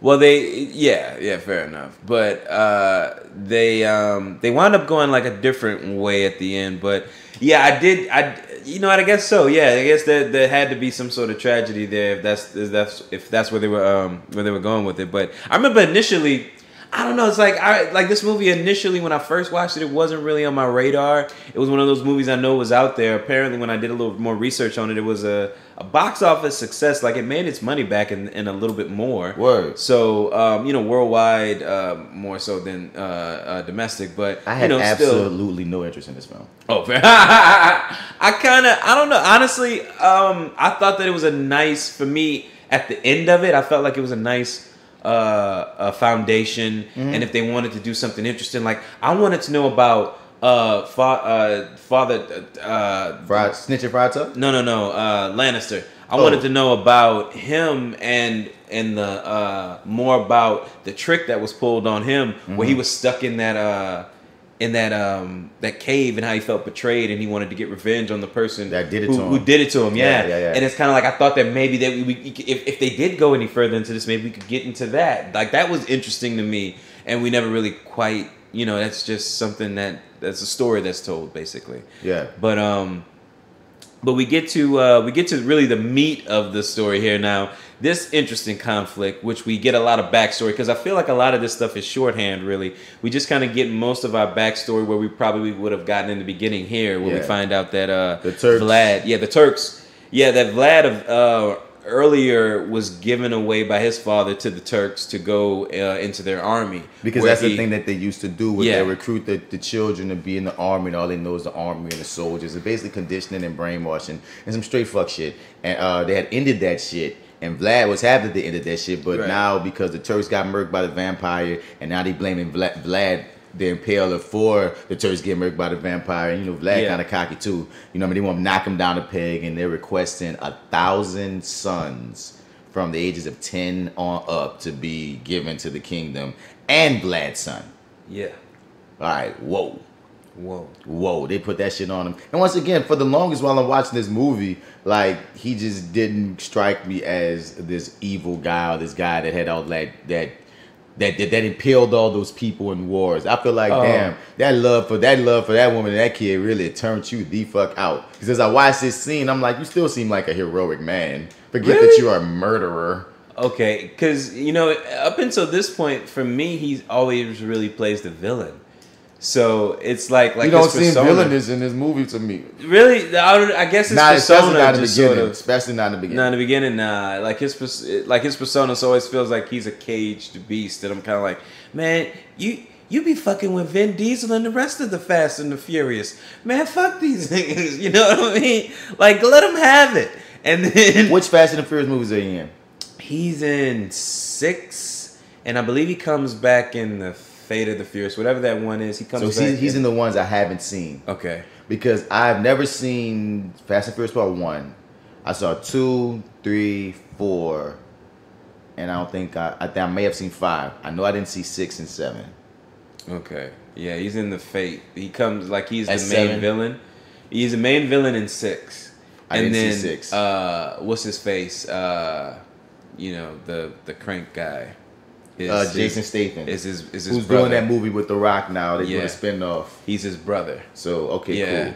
And so, but I already see that since they're doing a spinoff, how that's about to work out. Right. So he'll probably come back in that one too as well. Right. But anyway, yeah, he's basically like for me, he was in a couple other things too. Where he was like the villain or whatever, if you will. But wasn't he Gaston? Was he Gaston? I think he was in the live action. I didn't watch it. Yeah, I don't. I think it is he Gaston. was.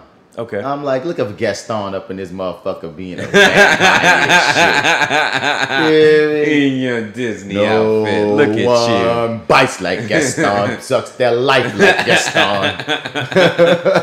Oh man, you done softened him up and pours shit. the blood. You know what I'm saying? So he's Gaston. Even dressed like You're Gaston. just Gaston. Put your hair down. You know. And he has this whole scene where he promises his son that he's not gonna let nobody take his son, even though the Sultan, who's played by Dominic Cooper, who will always be your boy from Preacher and Tony Stark's dad, but only for one movie to me. And that's the thing too. Watching Dominic Cooper play the villain was funny to me because I'm used to him being the good guy. I'm used to cheering for him. So. Oh really? Okay. Yeah. So watching him be the culturally appropriated Turkish person with the heavily darker skin, the dark makeup. What was the shit? What was that? Bronzer or something? Whatever it was. They had to. In 2018, I feel offended anytime I see that goofiness. Yeah. No. Fair enough. I would be very upset as well. You know what I mean? But you know, it was refreshing seeing him play the bad guys and such. Yeah. And you know, so. And it's so funny that with Dracula. I mean, he's not Dracula yet. Vlad the Impaler is with his fellow Transylvanians, and they're like, for Transylvania! And I'm like, oh my God, it's about to go down so bad, and y'all don't even know. Yeah, it's not about to be good. That's what I'm saying. So it's just knowing that he becomes Dracula, I'm like, everything good that happens to you, I'm like, guess what? It's short-lived. Transylvanians is known for like werewolves and vampires and evil and shit. It all gonna go bad, guys. But yeah, no, I guess at some point I had to be thinking this was gonna turn bad. This man is White Magnolello. Yeah, well he is though, dude. That is straight up like what he looks like. I gotta look up his actor's name, boy. Continue. Yeah, but so basically, so Vlad shows up, and you know to see the Sultan, Mr. Dominic Cooper himself, and really dope introductions. Like for me, what. Because his woman tells him, go holler at him like a man, because y'all grew up together like, you know, brothers and shit. To you, yeah. You know what I mean? And the trippy thing is, his dad had to give him to Dominic Cooper's dad, who's the main king. That's like Dominic Cooper's the main king. And you know what I mean? That's how he grew up. But Dominic Cooper ain't hearing that shit. He ain't hearing none of that shit, dog. No, not at all, man. But, you know, he tries to speak a little reason to him. Vlad tries to speak a little reason to the Sultan, offers himself up instead of all the 1,000 boys. Sons. Yeah, the 1,000 sons. Do you know how crazy they're starting at 10? I mean, yeah, that shit there, man. I mean, I don't know. It was only going to go one way. This was only going to go one way. And it seems like everybody involved knew it. You know what I mean? And I don't know, for me, this whole so the whole little moment where he decides, I guess the kid makes this moment up where he's gonna turn himself over. Well, I'm saying because like, okay, Dominic Cooper, Sultan face ass, he was basically like, I'm not budging, give me them boys, fuck you, I'm gonna raise your boy like mine, we gonna get it in. And Dominic Cooper, so he can save the land and save everybody else, is like, I'm not Dominic Cooper, Vlad to do to save everybody else. You know what I mean? Okay, I guess I'm gonna have to do it. I'm gonna have to go do right by my country. And all the while, all the Dominic Cooper little underlings keep on fucking with him, telling him shit like, you can make another baby. That nigga probably ain't pleasing because that nigga ain't pleasing his wife, man. Man, fuck you ain't shit. And the whole time they keep taunting this man. He just told he had to break his promise with his son. His woman coming out there calling his balls like, nigga, the reason I got with you is because you promised me that this wasn't gonna happen to our kid. Because I didn't want to be queen because all the queen's sons go to war and die, nigga. So like that was some real shit. So his son, like you said, told him straight up, you know what, I can do it. Because Vlad was about to hear them mocking him, and Vlad was like, you know what, fuck these niggas. I'm about to roll up. And his son says, you know what, no, I want to be like you. I want to be strong. I'm gonna do this. He's gonna steal. Oh, you're proud of me, right? Ooh. One of the moments, it's like, like I said, like this movie, man, is a trippy thing because it'll sneak little moments in on you, and it's kind of like, how did you make me care about these people in this little bitty moment? And then I was like, and then so from that moment on, when he's like, are you proud of me? And he takes him by the hand, and he's like, he's putting this shit together, and he's walking over, and for a second, you think he's gonna give him away, right? But then that nigga said more bullshit. And that's when he told his son, say, bruh, say son, go run to your mom. Go run to your mother. Run to your mother. Nah. As soon as he said, I was like, oh, it's about to go down. It's about to go down. Once again, shouts out to you, Peanut, for having us in this whole situation. Yeah. He fucked them niggas up. He like, I'm all for consequences to villainy, dog. That's why one of my favorite, if not my favorite, freaking, you know what I mean, genre is the comic book genre, because when you're watching a good superhero flick or you're watching a good hero flick, whether we talking King Arthur down to motherfucking Spider-Man, whether we talking Hercules all the way to goddamn Robin Hood, you know what I mean, I love those joints because at the end of the day, the hero usually wins. You know what I mean? I love seeing that shit. I love seeing the evil being squashed because that's not what happens in real life. So if you're gonna talk that shit, I'm a big purveyor of the quote, she shouldn't have been talking shit. So when this nigga talking shit and that nigga got his throat slashed by Vlad, that's all that come to me. When he shouldn't have been talking shit, nigga. He was campaigning for that ass whipping, man. It was only right he got elected. It was only say that right. Shit. Say that. It was only right he got elected. So Vlad decided, look, nigga, I know this war coming because I just murked all these Turk niggas that came from my bar. Yeah, so y'all go in and bow down the hatches. Yeah, I'm about to go get these vampire powers. That's all I thought to myself. Yeah, with your flowing red cape, it's time to go get the vampire powers, dog. So when he takes out those Turks there, when he's about to hand off the kid, that's basically for me where, oh man, I'm into this movie and I'm on board for it. But I guess just for me, I guess I'd like to know, I guess, where you're, where if at any point you know for sure where you're just on board with this movie, like where it sort of turned for you.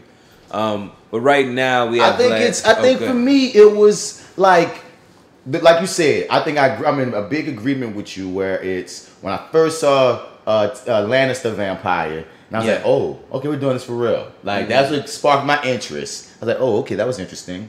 And then when, like I said, when it was even before then. It was that you caught me at when Lannister when Vlad was about to walk up on them niggas before the son came saying, "I'll do it, Dad." That whole scene was for me right there because he was with the wife and stuff. Because because he was about to do it, and then his wife was a real nigga, and his wife said, "Bruh, this ain't no real shit. Yeah, right. This ain't real shit, dog."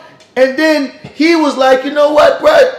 Fuck these niggas." You feel me? Like when he said when he dropped his royal sword and he decided fuck these niggas, dog, before his son ran up, I was like, oh, so Vlad is a real nigga. Yeah. Okay, let's go, real nigga Vlad. Then his son ran up and said, "No, Daddy, I want to make you proud," because he just told him the story because his son told him in the previous scene of what were you thinking when your dad gave you over? He said, "I just want to make my dad proud." That's what Vlad told his son. So when his son told him back, "You proud of me, Dad? You proud of me, Dad?" And I'm like, yeah, I told you. And then when Vlad tells him, "Run back to your mother," nigga, that's It's the movie got me, dog. That's why I was like, okay, let's see where we going. Let's ride. That boy did not bitch up. He told his son, "Oh, you a real nigga, but guess what? I'm a realer nigga. Yeah. I'm about to murder all of these niggas even before I get powers. Let me show you. Before I get my vampire powers. Let me show you how you do this, son. Lightweight shit. Yeah. Because them niggas was already telling this man, nigga, you ain't who you were. Oh, you know who I am? You mean who you were? Oh. I want every last one of them niggas to get murdered at that point.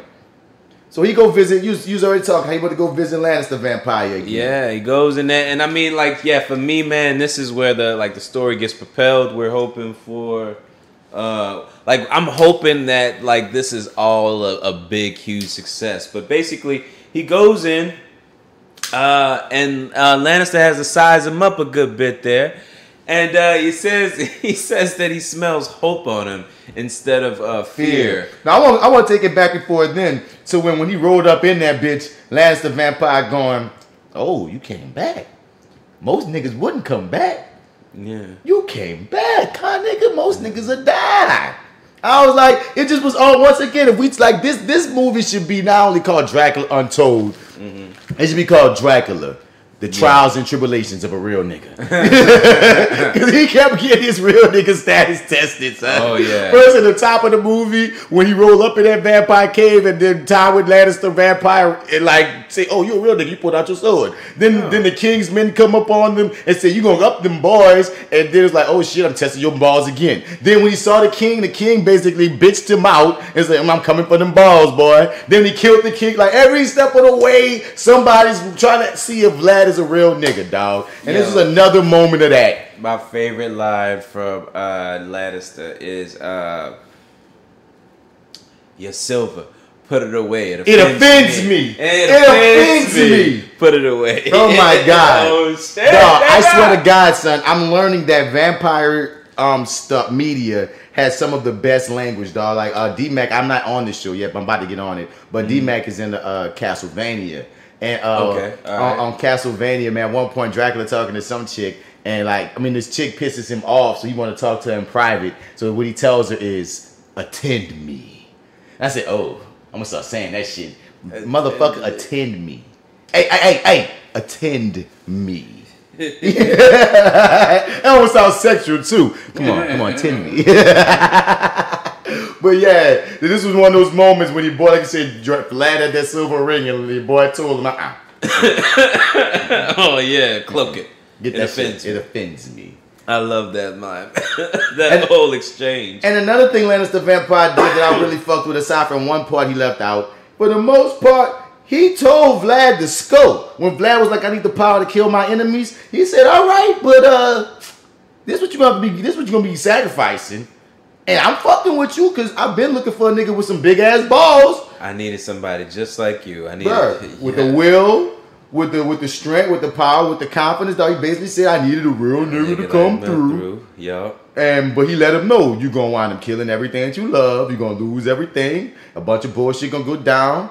You hear me? And he said, "You got 3 days. I'll give you this caveat. If you could go 3 days without feeding and drinking no blood, you gonna be returned to normal. But if you give in to the feed, then you gonna let my ass go. I'm gonna finally be able to leave this goddamn cave and get to the nigga, like you said earlier, that made me trick me into being a vampire. And now you gotta be my liege for eternity." Bro, when you make a deal with the devil, there's always these little caveats. What they don't tell you is that you're gonna get to the point where you're about to lose that power, but if you lose it, you won't achieve your goal. The whole reason you took the power to begin with, so you're gonna have to go. You know what I mean? Like this whole little thing. It's like this is what happens when you make a deal with the devil. With his black blood. Oh, and he down that shit, no drips.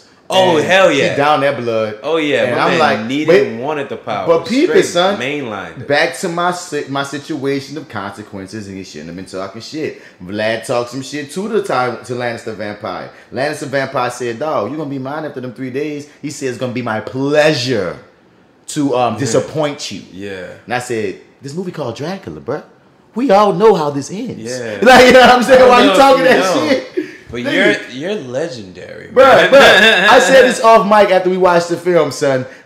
This movie should not have been called Dracula Untold, even though it had to be to get the money. I understand all that, but it would have been an amazing twist if you'd have been watching this movie and you had to figure out that this is Dracula. Yeah, if they had just not, they called it some other thing. If they had just called with a catchy name. Just with a catchy name, just not Dracula. And even if you give him nigga like Vlad the Impaler, if you hard in the vampire lore, you know vampires, Dracula. But your average person does not know that shit about no Vlad, nothing. I wouldn't have known. That's what I'm saying. So you could have just rolled this movie out, you know what I mean? Just avoided the Dracula directly. And then maybe like toward the end of the movie bring up, you know, some family crest, Dracula, whatever the fuck. You could have played it in a way. But yeah, son, he drank that blood. And you know what? Lance the Vampire said, I forgot to tell you. Yeah. You die. Yeah. We got to tell you that. Oh, yeah. All that power. Yeah. Time to die. Yeah, man. Yeah. But so I remember now. There's a point where he gets a vision. And we sort of see everything that's going to happen. Yeah, we see everything that's going to happen. And at that point, well, I guess at that point it's kind of too late. I've already been shown what's going to happen. But at that point I realized, oh, wait, this is all going to turn out terrible. Yes. This is going to turn out really bad. But you know it's going to turn out bad the moment that you watch the film called Dracula. Yeah. And this man is happy with a family. Yeah, I know. I was holding out hope. I was like, you're going to survive this, Magneto. No, you're not. No. You're going to end up... None of them are going to live. It's not your fault. It just is what it is, dog. And now we get to the moment that happens in every superhero movie when the hero-to-be finds out he has superpowers. He washes up in some shore. He has super hearing. He knows he can heal from anything. He knows he has super strength because he can break a rock. He can tell where the animals are. I'm like, my nigga, Peanut, this is a full-blown superhero story just starring Dracula as the motherfucking dude. They wanted so bad to have him say, woohoo! But they couldn't because it wasn't period appropriate. Dude, when he started running and turning to bats, right? I was jealous given my name especially. Right. I was like, oh shit. It was cool as fuck. This nigga look in the sky and see the universe. Like, dude, he had his whole freaking Peter Parker moment when Peter Parker found out he got bit, dog. I know, yeah, this whole thing feels so Spider-Man. And it was so beautiful, like you said, dog, like in this hour and a half, in this 90-minute runtime, they got to the shits. So as soon as he got his powers, he got to run home and defend his kingdom. Yeah, and he sort of masters those skills. I guess, you know what? But Lannister Vampire told him, though, that he was going to get it quick because he had 3 days. Well, you know what? Actually, in this first battle, it's really more hand to hand, killing each one by one, than what it turns into later on with all of the bats, the extravagance and stuff and all of that. But it had to build to that. Personal, cool. yeah. Had to build to that, yeah. But this one I thought was dope. This was very satisfying. Now, I didn't feel like this was the best rah-rah speech. It may have used a punch-up, if possible. But, he delivers it confidently, and I go with it. But it's like, it's just not a rah-rah speech. You did not inspire me, good sir. This is the last thing I'm going to hear before I potentially die. Because this is the thing, too, that we didn't even touch on that was said to this man from the Turks niggas that told him, fuck y'all. You don't got no war. I mean, you ain't got no army. Yeah. When he went to see the Sultan King, Dominic Cooper appropriating ass, nigga told him straight up, you ain't got no army. And then when we see what go down in his first fight, at the end of it, them niggas come and they run up. But I would say this spoiler alert for every other part of this film. His army ain't got no hands. Anytime it's time to fight, his niggas are getting murdered. They're all red shirts. Every single time. It's like Transylvania was just meant to be like the nice niggas. Like, you know what I'm saying? Like, they just here, niggas is just loving art and poetry and shit. Niggas is not athletes. Niggas is not fighters, nigga. Nobody taught them how to throw any kind of punch, defend themselves, or nothing. They riding off Vlad the Impaler's motherfucking legendary staking and murdering thousands of people. Like, even that just because Debo's your fucking king doesn't mean you should learn how to fight, nigga. Son, that's what it was, dog. That's what they showed us, son. That's stupid. My nigga, when Vlad decided to run out here and kill all them soldiers, like he killed like 1,000 soldiers, they say. And this was an amazing scene. I loved watching him murder him, like with his hands. Yeah, murdered just all like, of these niggas. He football barreled into the fucking crowd. And when I see this useless band of motherfuckers come, I'm like, dog, it took him at least an hour to murder these niggas. How the fuck y'all gonna run up with y'all weapons acting like y'all was finna do something? If y'all was about doing something, y'all done been ran out here. Vlad motherfucking walked 2/3 of the way to get to them niggas that was running towards him. So you can't say he was far away from the goddamn castle if y'all was about some fighting. I'm sorry. Now, granted, as much as I enjoy this fight sequence, I do enjoy him murdering all these niggas. I enjoy this very, very much. It was. But this is terribly unrealistic.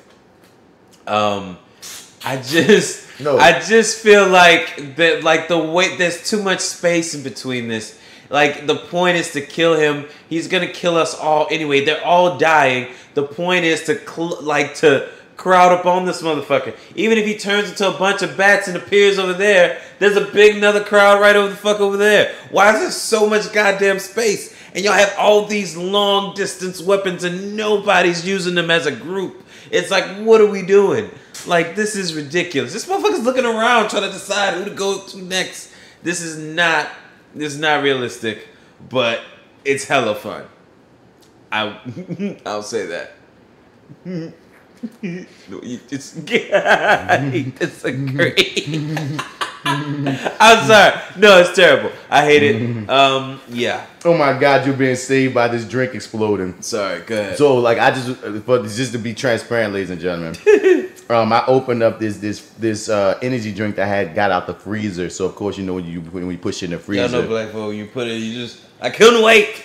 So I just opened this bitch. I couldn't let it. I was exploding. I opened this bitch started exploding. So I had to really like swallow all of it, and I felt like I was swallowing all this shit. Martin to say so much while Marty was talking about the scene, and I do not agree with his. You don't assessment. agree? No, Okay, I feel like the niggas. I didn't think you did. I was like, I can't believe he let me say all of that. I feel like Vlad ran. He let me say all of that. Okay. I felt like Vlad ran up in that bitch, and them niggas was in shock that this nigga was murdering people right in front of their faces by himself. And I feel like every one of these niggas that ran up on him always had a slight hesitation because they're watching him murder multiple niggas at once with his hands. Right. He even turned into a bat one time. I didn't know he turned some bats. He turned some bats at the beginning of that battle, but it's not as much as later. Right. But I'm saying, like, oh my God, I would have been nigga. I love that scene. You would not tarnish that scene. It kicked a lot of ass. It did kick a lot of ass, man. But y'all been fighting since y'all was 12 or 10 and shit. And it's like, all right, so my man. Then the nigga with superpowers started murdering. So he's fast. Motherfucker, move faster. I mean, I don't know. Faster than Dracula? I don't know. Like, don't just stand there. Go fight Clark Kent. Why don't you? Stand there. Like, fall on your own sword. Don't let him impale you. You chucklehead. Why you gonna put him? Fight. Are you gonna put that man through that back-breaking work if you're not? They're trying to fight, dog. But that's goddamn motherfucking Dracula, dog. Like, it is what it is. No bats. No, we're gonna agree to disagree, bro. I'm with it. I was with it. But man, I'm just a lot of space. I'm mad that none of his niggas is on to him. He murdered 1,000 people. Because later on, they be like, oh my God, he's a vampire. And I'm like, nigga, you wasn't on to him when he murdered 1,000 people by his motherfucking self and then told his niggas, hey, yo, don't talk about, I'm speaking this night. And then when he saw it was 100,000 coming, he telling his niggas, I'm going to kill this off in 3 days. His nigga just told him, yo, it will take months to barrel through all of this. And he said, I need 3 days. Just 3 days. He's like, why don't you impress us all and do it in 2? And we stand by the fact, dog, that fuck your army because they ain't got no hands anyway. You should have decided to be by yourself for 3 days so you wouldn't even be tempted of bloodlust. Because right now we watching him go crazy. He wanted to have sex with he couldn't be around his niggas because his niggas was all eating meat, looking like meat. He go by his fine, beautiful ass wife. Going in there looking like a snack. She looking like a snack. He had to leave her. He having all kind of issues and shit. I'm like, why are you even around people for these 3 days? You should just be in the cave by your damn self. That's a better plan. Or just hunting. At all times, you just murdering niggas that's on the Turk side, dog. Like, I don't get why you even around your wife looking like a crackhead, dog. It's a dope plan in theory, but it's like also, too, we got to give him that naivete of not really knowing. And that arrogance. Yeah, the arrogance, yeah. Because he had the I'm better. He can control it. I'm going to control it. You think it's so difficult, it's nothing. Yeah. Yeah, okay, we'll see. We'll see in a day or two. Sure. So, an actor who you revealed to me, that is the Russian from Agents of S.H.I.E.L.D. Yeah. Being this old Smithers ass, Igor ass nigga. I really kind of, you know what? I guess he did. He never overstayed his welcome. But I kind of wanted more of him. We only really officially, I think, get 3 moments with him. I thought it was 2 until we rewatching it right now. And yes, you're right. The beginning, right. I don't know what he even said in the beginning because now we're watching it on mute. This moment right here, when Vlad had to get away from everybody before he murdered him, and he basically pledged his allegiance. You're master. I see the dark bats are following you. I got some blood of mine. You want some, nigga? This nigga was just down for Vlad. And then in the end, when he's ultimately saving Vlad's life. Yeah. I mean, he's good old Igor, or Does Dracula officially have a familiar or a henchman that's sort of been with him throughout the years or whatever? Is that? It depends on the storyteller, son. It depends on the story. But I was wondering that same thing, and every part of my memory is like some stories has him with some little bitch motherfucker. Some story like there's so many different Dracula stories, dog. It's hard to pinpoint that, but it was still a nice illusion because even if we ain't looking at Dracula just in the horror scope, it was a nice illusion to your dude who helped Dr. Frankenstein create Frankenstein, Igor. You know what I'm saying? Yeah. That whole you're my master, I'm your liege, I will follow you to the ends of the earth type of character is blatantly present throughout horror history. So that was a nice illusion, dog. I rock with that. Right. And I rock with how the guy played it, especially since I'm used to seeing him being Agents of S.H.I.E.L.D. as a whole different other motherfucker. So seeing him play out this Smithers damn nigga, I had to laugh. I was like, all right, my nigga, you're an actor. I see you. That's acting and shit. Yeah, no, completely different. Yeah, definitely. So then we get the Sultan sort of coming upon his couple thousand men all impaled on sticks. Vlad was known for the signature. Yeah, so it leaves that calling card, and we jump back to and that to fuck you up. That seeing that many soldiers murdered and this nigga army ain't got no hands. Yeah, it definitely raises suspicion. It's like, well, okay, what the fuck happened here? And that's it. Basically, all he was told is winter came for them. That's all he was told. Basically. That's basically what he was told. So shit. Okay, and that's not a lot of information, not a lot to go on. So okay, we jump back to his wife watching him have a crackhead moment. Yeah, he sort of has to, I guess, kind of confess what's going on, which I kind of found pretty dope. I like that that the movie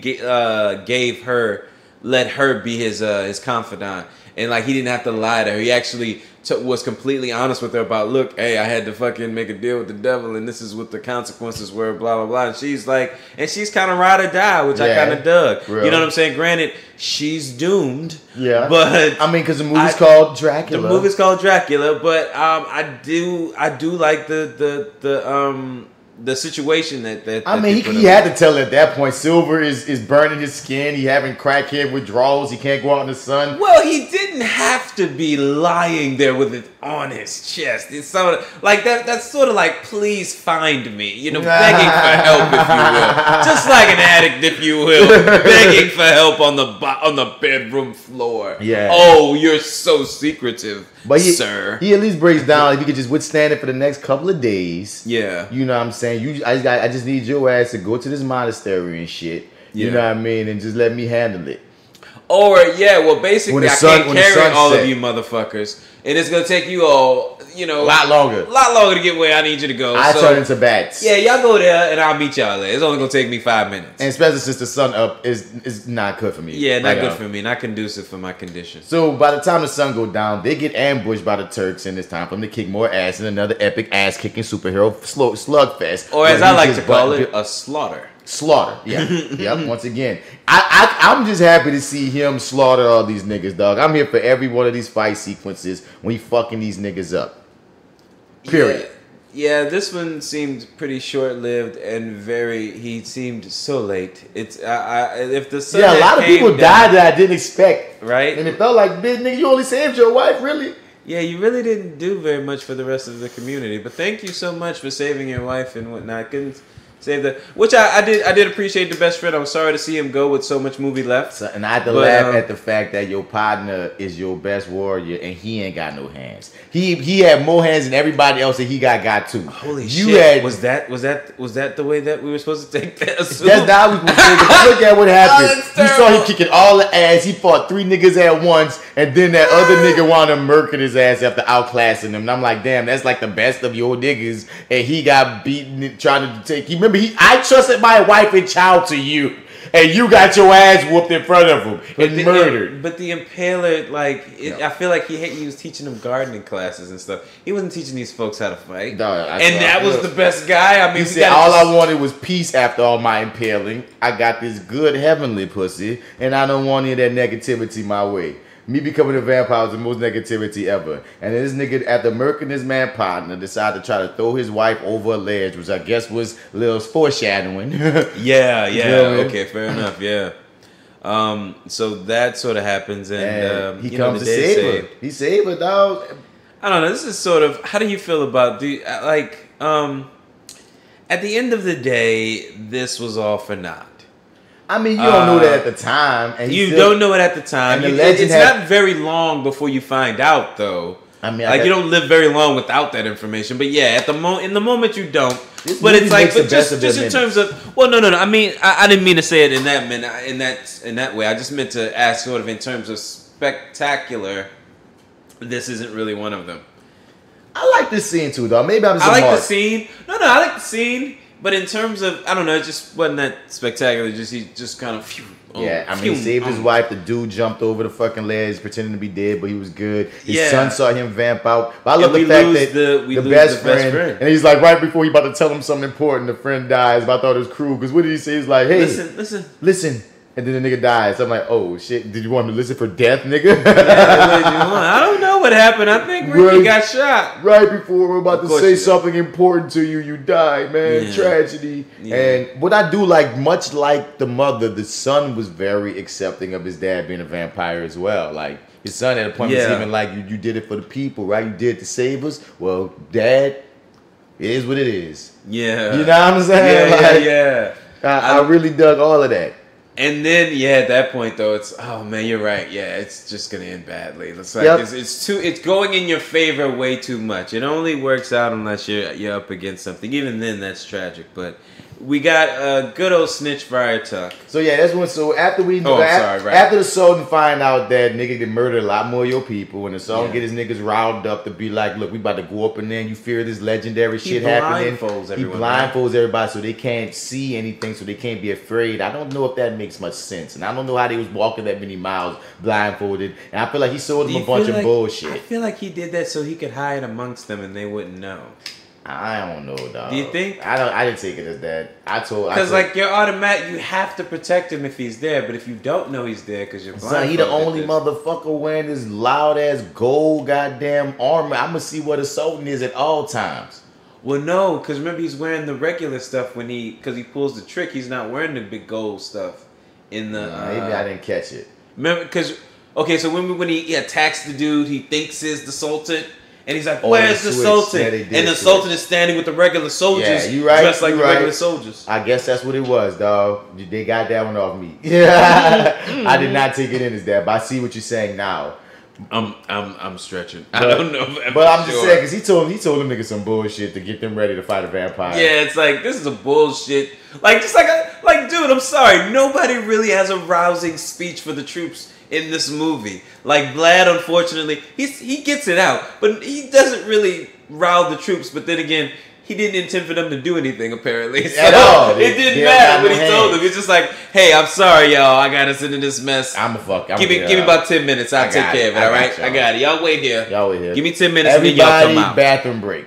Yeah, give me 10 minutes and then come out, all right? So we get into this scene where, you know what I mean, like, once again, he killed a whole bunch of people, and snitching Friar Tuck peep him out and noticed that he don't want to step into the light. And snitching Friar Tuck already on, he's like, I told this nigga this legend. Now this nigga can't be into the light. All of a sudden, he's murdering hundreds and thousands of people. Oh, I know what this is. Follow this man all the way to a goddamn tent, pull out the sword and say, my nigga, I gotta murk you, dog. I love you, but I gotta murk you. You gotta let me murk you because you about to be a whole vampire murder machine out here. So for everybody, I gotta murk you. And if I was Dracula, I'd be thinking, nigga ditto.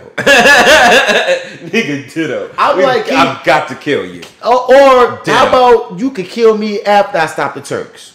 Deal? Come on, Fry. You know y'all need me right now. At the very least, you could have made that. Fry, we call him Snitching Fry. Snitching Fry Tuck, son. You can't touch. Because instead of really throwing his sword at you, boy, because Vampire Vlad straight up said, like, look, bro, I think you need to bounce. Stop talking that shit to me, dog.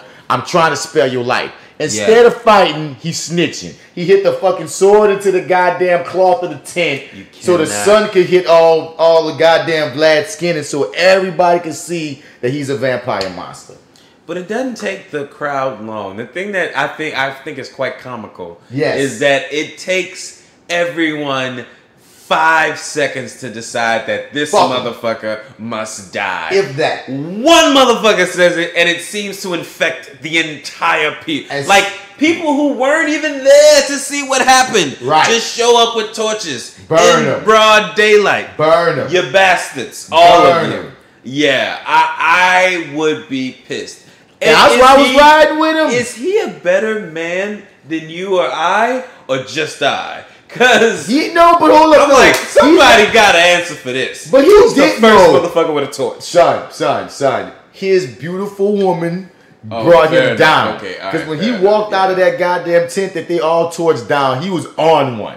I was like, I was with him. He's like, I would have got somebody. I killed all these motherfuckers for y'all. He had a whole training day moment. I sacrificed. I'm the monster because I'm protecting y'all. Y'all niggas ain't got no hands. Y'all can't fight. Y'all ain't shit. When them niggas roll up, y'all gon' die. And y'all got the nerve to turn on the nigga that sold his soul to protect y'all. And his wife is like, you're better than this. I would have been like, no, the fuck I'm not. You know what? Everybody, back to work. And that's what he told him. Back to work. That's what he told him. Get back to work. Get y'all asses Get back to your post, man. Work, man. Hey, you, come on over here. This dick's not gonna shake itself. Right. How dare you, you niggas? Fucker. Still your goddamn vampire prince. Fuck you. Yeah. So he go to pray about it because he like, look, I need to hold. He telling Jesus and God, he like, look, I need to hold his hunger back for as long as I can, nigga. Right. I don't want to be a monster. That's the more tragic edge of him. He's a superhero, dog. I feel like I'm watching the Morpheus movie that's coming out in next year. So Morpheus, What? not Morpheus. That's not his name. Is that his name? Morpheus, Lawrence Fishburne? No. Even though there was talk about Michael B. Jordan playing a prequel young Morpheus in a Morpheus trilogy, but I don't know if they really still doing it. Morbius. The vampire. Remember the spot we talked about this before? Who Jared Leto was playing in the Sony's Morbius. It's the vampire dude from the Spider-Man cartoon. Oh, yeah, the one who always said they have the plasma because they couldn't say blood on TV. So he was always, I need to get plasma. But, yeah, I remember it now. A lot better now. With the blue hair and the white face and shit. Yeah. I feel like, dog, this is the Morbius movie I'm watching, dog. He got the slick back hair. He's trying to fight his vampire urges. He's trying to protect his people. I mean, come the fuck on. But this is the moment where he has that real nigga moment with his son. I misspoke earlier, but no. His son hears him praying, and his son had that moment like, Dad, you did it for us. Yeah, like he is more of a real nigga on this show than where he has gotten to where I'm at on Game of Thrones. I'm only in season 5 of Game of Thrones, but I've given everyone nicknames. If you ever followed me when I was doing live Facebook, is he still around? When I did live Facebook coverage, don't say that because he's still in my story in season 5. No. Okay, when I say he was sent away. Yeah, you sent away. Brian sent him away. Yeah, right. You sent away. That's all I know about him so far with the hobo bitch. But right. Yeah. Okay. That's all I know about him so far. Okay. But one cool. thing that's all I meant. Yeah. Is he still missing? Is he still away with her wherever he is? But I often call that little boy useless. Like Brian, what? See, he's a kid. Brian a kid, and I always said from the dump he was gonna be a real nigga. That's so fun. Like you even go, I often say like something about Brian. I was like, Brian, a real nigga. So when he climbed up, wait, who are we talking about? Bran. I'm saying Bran. Okay. Bran. You know what I mean? Bran, the way he was rookie. Even when he got pushed out the goddamn window. The audacity to call him up the window. I said, we're watching Anakin, dog. I kept calling. And I haven't gone to. I've only gone to this. Yes. I've only gone to the spot now where he meets this old wizard guy that he wants to be trained by or some shit. But cause you could go back to my old post. I don't know nothing that's coming. But I was like, man, something about this character, I feel like he gonna be a problem. Like I always said that, but like in the best ways. I was like, man, he gonna get some dark fire anti-hero shit going on with him, and him and his sister really on one. Cause I love me some Arya, dog. But Arya's my motherfucking favorite. Oh my god, I like. Oh man, that's my favorite character. So besides Oberyn. Oh man, I got a lot of characters I dig on that show. I need to get back into it since it's coming back in April. I'm on season 5 and I gotta knock out the rest of 5, 6, and 7. Right? Yeah, because 8's coming in April. So what's the last thing that's happened? What did you end at right now? What's the last thing you remember happening? Let me me see. If I go character by character, Arya hopped on that boat. I guess learn to be an assassin. She hopped on a boat to go to the land. The no name motherfucker. Okay, yeah. got it. All right, cool. Got it. Let me see who else is happening with Lannister. Has one arm. He has one hand, and he finally made it back. And he saved old girl life, Britt, whatever the fuck her name is, because she held him down on his whole journey trying to get back. Yeah, Brienne. He trying to hold her down to be buddies with her, but I think something happened with her recently. I forget. Who else out there? Like I said, Bran just linked up with the nigga in the tree or whatever, and I guess he about to learn some magic. Okay. Who else is out there? Who's else a character that's still living? Because that's what you got to play with on Game of Thrones. Who's still living? Khaleesi. She's just being a kick-ass queen. I got my nigga that's trying to pipe the fucking fine ass goddamn the chick that's her like her Worm. We have Grey Worm is that dude. Yeah. Grey Worm trying to holler at the little black chick, and I was like, "Go ahead, Grey Worm, my nigga." No, that's my crush right there. She's so bad. She is so hell bad. Yeah, she is so fucking bad, dog. What's up? Dickless is still your boy's pet right now. Dickless. Right. Alfie, yeah. And I'm Greyjoy. I'm so waiting for him to get out of that situation. He even denied his sister. His sister tried to get. There's so much shit, dog. That show is pretty fucking epic. It became too much. Because at certain points in that show, I had to stop watching. That Red Wedding hurt me. I had to stop watching for a few days when I first saw the Red Wedding. I felt some kind of way when my nigga Prince, a nigga got beat up by the mountain. And I was like, damn, dog, they made me like this nigga so much, and the mountain murdered him in such the worst way. Dude, yeah, when I tell you when you die screaming, that is literally the worst way to go. Tyrion, him and the bald dickless nigga, they got a lot of dickless people on this show. They're in some whole other land because Tyrion killed his dad. Forget about him. He is also one of my favorites. Yeah, Tyrion, that nigga, dog. No, the bald Varys. We're doing the V, yeah. Somebody I've been watching in a while. He's pretty slick. He's pretty slick. Like that, I think, and what's going on with Jon Snow? I'm trying to say, what's going on with Jon Snow? Yeah, what's happening with Jon Snow? You fool, Jon Snow. I know he lost his chick. Right. Okay. So the battle has happened. I don't remember much past him losing his chick in that battle. Okay. Cool. I don't remember much past, and they've been hinting that these niggas. These monsters are coming from the other side of the wall, but they're just showing them walking and shit. Have you finished this season that you're talking about? Nope, I've not finished. I'm in the middle of it. Got it. I got but all this came from seeing Lil Rickon from Game of Thrones be Vlad's son. And like I said, he's such more of a realer nigga on this. We've got to check in. On here, yeah. So I got to get to it. Vlad's wife got him bucked up. His town is finally with him.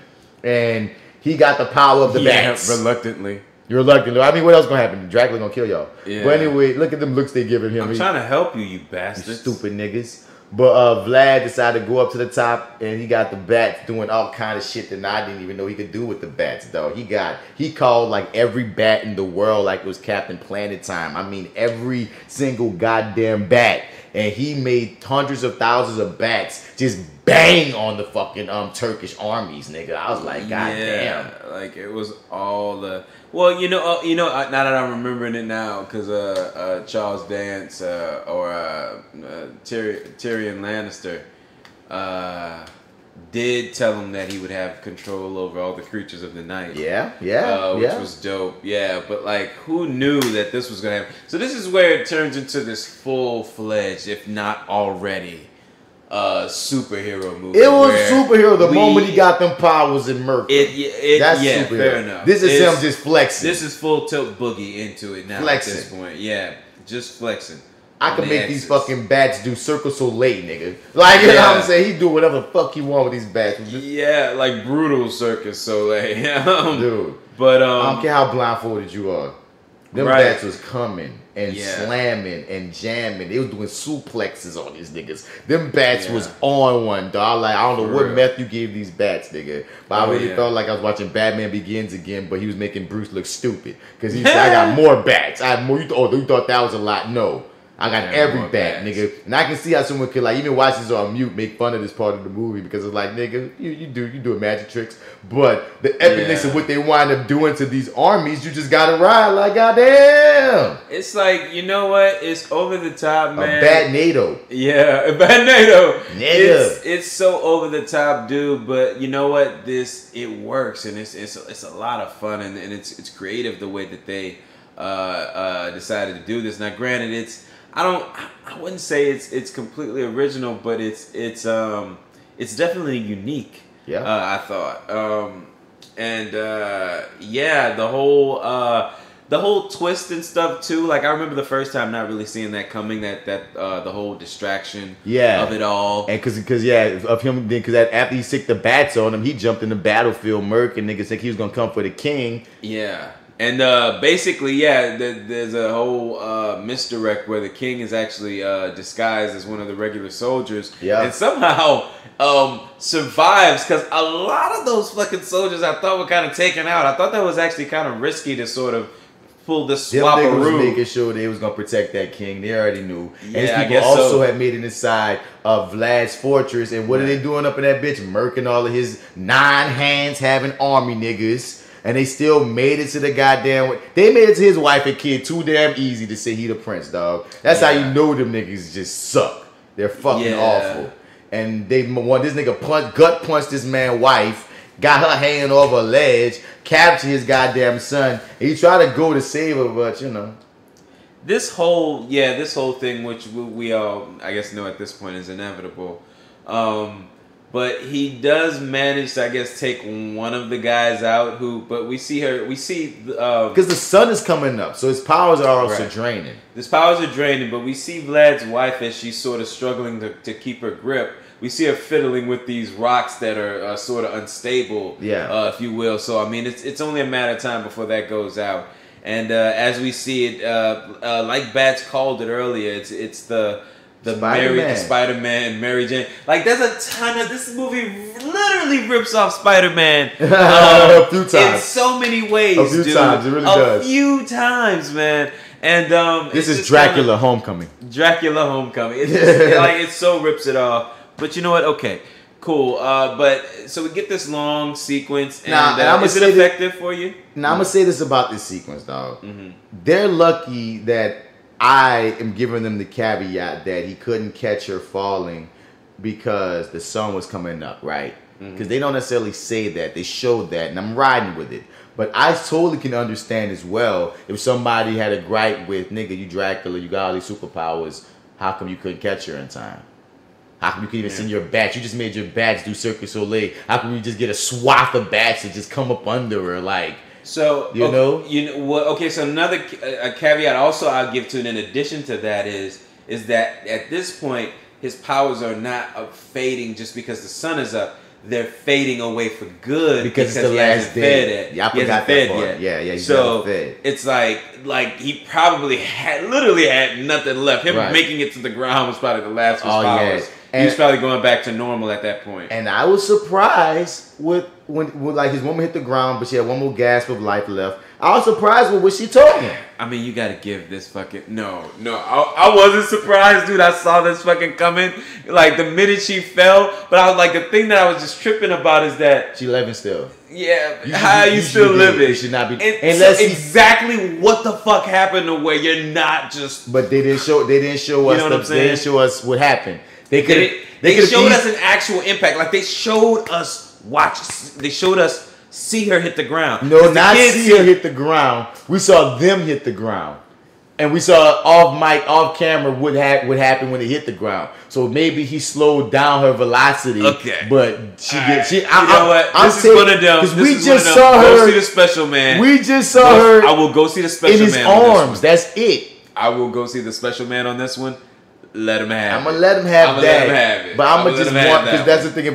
But I didn't expect her to say, look, nigga, drink. Because she didn't even say turn me to a vampire. She was like, well, I guess he can at this moment. But she was like, drink. Right. She was like, feed on me so you can have the power to save our son and ride on these niggas. Yeah. And I was like, oh, okay, you made me love you even more. Your last breath was, no, go husband, ride on these niggas. Yeah. This is my sacrifice now. if you can get over the fact that she's still talking altogether, right? She should be the sentiment. There should be buku blood pouring from the back of her skull. Right. All of her bones should be broken. Yes. But look, we gonna give that to him because this nigga fed on that ass, and the whole time he feeding Lannister vampire, his dick is getting so hard. He's like, got that Frank Sinatra song. I get to leave this cave. That boy's got that Frank Sinatra song that was playing in Gremlins 2 when that boy thought he was about to walk out in the daylight. He's like, boy, I'm starting anew. That boy's like, I'm getting the fuck out of here. Well, nigga, I'm ready. I'm with it, dog. And at that moment, when Dracula when Vlad decides to be Dracula now, he went back to what was left of his town and he made vampires out of everybody else still living. You get some vampires, and you get some vampires, you get a vampire, and you get some vampires. Hey, you want to make some dead bodies, nigga? He gave it to his young partner. He gave it to his old partner. He gave it to some lesbian chicks. He gave it to his bad bitch. I mean, he gave it to this little young teenage boy. Can't have this vampire revolution be a sausage fest. My nigga said we gonna give everybody who could still breathe that them niggas didn't murder. Oh, yeah. We about to ride on these niggas with a vampire army. You hear me? Is you with it or is you with it? Yeah. And them niggas was with it. And I was with them being with it. Bitch, and the clique you claim. You hear me? They right. ran up on the Turks as a whole, nigga. And it went down, dog. It was straight murder season. It was enjoyable. You didn't even see what was coming later at that point because you just riding. So satisfying. I'll give you that moment, man. Yeah, I love that. Watching we had a whole family. They all coming out like comets and meteors of bats. Yeah. But then they come as together as one and just start feeding and feeding. One thing about them, they had no remorse. No, they didn't. And they were straight evil vampire mode. You know what I projected on them is that each one of them got the person who thought they fucking killed them. Yeah. Like, you know what I'm saying? Like, that was personal for all of them. And like, that chick, when she was just like, kind of had that fucking grin on her face, she's just like, I'm turning into bats. Yeah. You thought you stabbed me, didn't you? Ooh, bitch, I'm about to eat your ass. But look, like, we're going to come back. We're going to come back to them. Okay, and let's get into the final boss battle. Yeah, so the final boss battle so he gets the heads up about, I guess vampire lore is known to everybody. Let's just say he's the king. I'm going to say at least to the privilege. That's what I was going to say, right, yeah. He would know this as someone that was being bred to be king. Yeah. So basically the whole battlefield, if you will, is littered with quarters. Silver. With silver, I'm sorry. With silver. I said quarters. Yeah, I did say quarters. It is quarters. But yeah, but boy, you're going to die from quarters. He's going to die. That's worse than kryptonite. I could get some change and fuck you up, Vlad. Right. But he has it basically set up all throughout the entire, tent that they're fighting in. And with his son captured to watch him get his dad get his ass whooped. Right, which really, really sucks. But basically, I don't know, we're watching this part. I kind of want to talk about how dope I found this. How it was like, well, listen, I am full fucking vampire now. Yeah. And you know what? My name ain't Vlad no more, bitch. It's Dracula. Because you weren't delicious. Right. He murdered the boss nigga and turned into bats, which was fire. I love seeing it in front of his son. Son, see me vamp out. But like he went full fledged though, you know what I'm saying? Like my nigga is on another level now. And like because the Dracula thing came because at the top of the movie they explained to us that Dracula meant son of the dragon, and the dragon was supposed to protect his people. He even said that to Lannister vampire, because the Lannister vampire said you can be son of the demon. He said no, I'm Dracula. That means son of the dragon. You know what I mean? And he explained what I just said. That means protect of the people. So at the end of this, when your nigga is like you said, now he's full fledged vampire lord, nigga. When your boy was like Vlad, he's like, that's like you said, it's not my name. I'm Dracula, and he said what the Lannister vampire said, son of the fucking demon. Yeah, he embraced it. Embracing. Yeah, and that there, man. I don't know for me, I was on board with it still. Yep, me too. You know what I'm saying? And when we go back to our new baby vampire the vampire family, the squad of vampires, this scene was really real. This was I thought it was real. I thought this was real dope. Now exactly who this guy is, I honestly don't know. It's the old nigga. I know he was the old nigga, but like, who was he? Like, was he like an uncle or something? They showed him around. They did show him around, but like, I think he had whiter hair and shit. But like, what was his purpose? I forget, dog. Because like he comes in, but like basically he comes in. It's like I raised you young. Remember, I used to tell you these. He was things. a nigga that was bitching at him about a lot of shit. Remember? Right when he was about to do the handoff, right? Even before then, he was always bitching. He was like, "See, gonna get us killed." He was That's what he was. Was the nigga who gonna bitch at Vampire and Vlad. You recognize him as bitch? Dog, he kept bitching at him. Dog, bitching ass bitch. It was the first one talking about your son is the only one that's still left of the humans. You gotta understand that now that we're vampires, all of the humans are enemies. And that's why I was saying, if I was to have one gripe, it's like, but maybe the gripe is covered by the fact of once you turn them niggas, now that you're vampire lord, etc., etc. Because they didn't get the 3-day rule. They got, motherfucker, you know what I'm saying, you a vampire now, nigga, because they weren't themselves anymore. They was straight up, we bloodthirsty, we trying to eat, we ain't even trying to stop that, give me your child. That was extra. That's true. They went straight full. Yeah, they drank the Kool-Aid the first day. Full. Yeah. Okay. Full blown. They murdered and ate full That's blown. Interesting. Yeah. You know what? Yeah. All right. Yeah. Fair enough. That could be a gripe there. I could see that. I kind of dig this whole. Because it's like, let's not forget that this whole entire battle takes place in the daytime, apparently. Now, you don't know. Okay, hold up. First and foremost, the bitch ass vampire, that be the new vampire that was the man want to talk about, we gotta eat your son. Vlad impaled the shit out of him. You don't forget who with I am. some silver, and that shit was amazing because the way that he evaporated into some like sunlight type shit, it was fire. But like, get back to what that's you're where saying. the money went, right? Then snitching ass Fried Tuck comes in with a cross.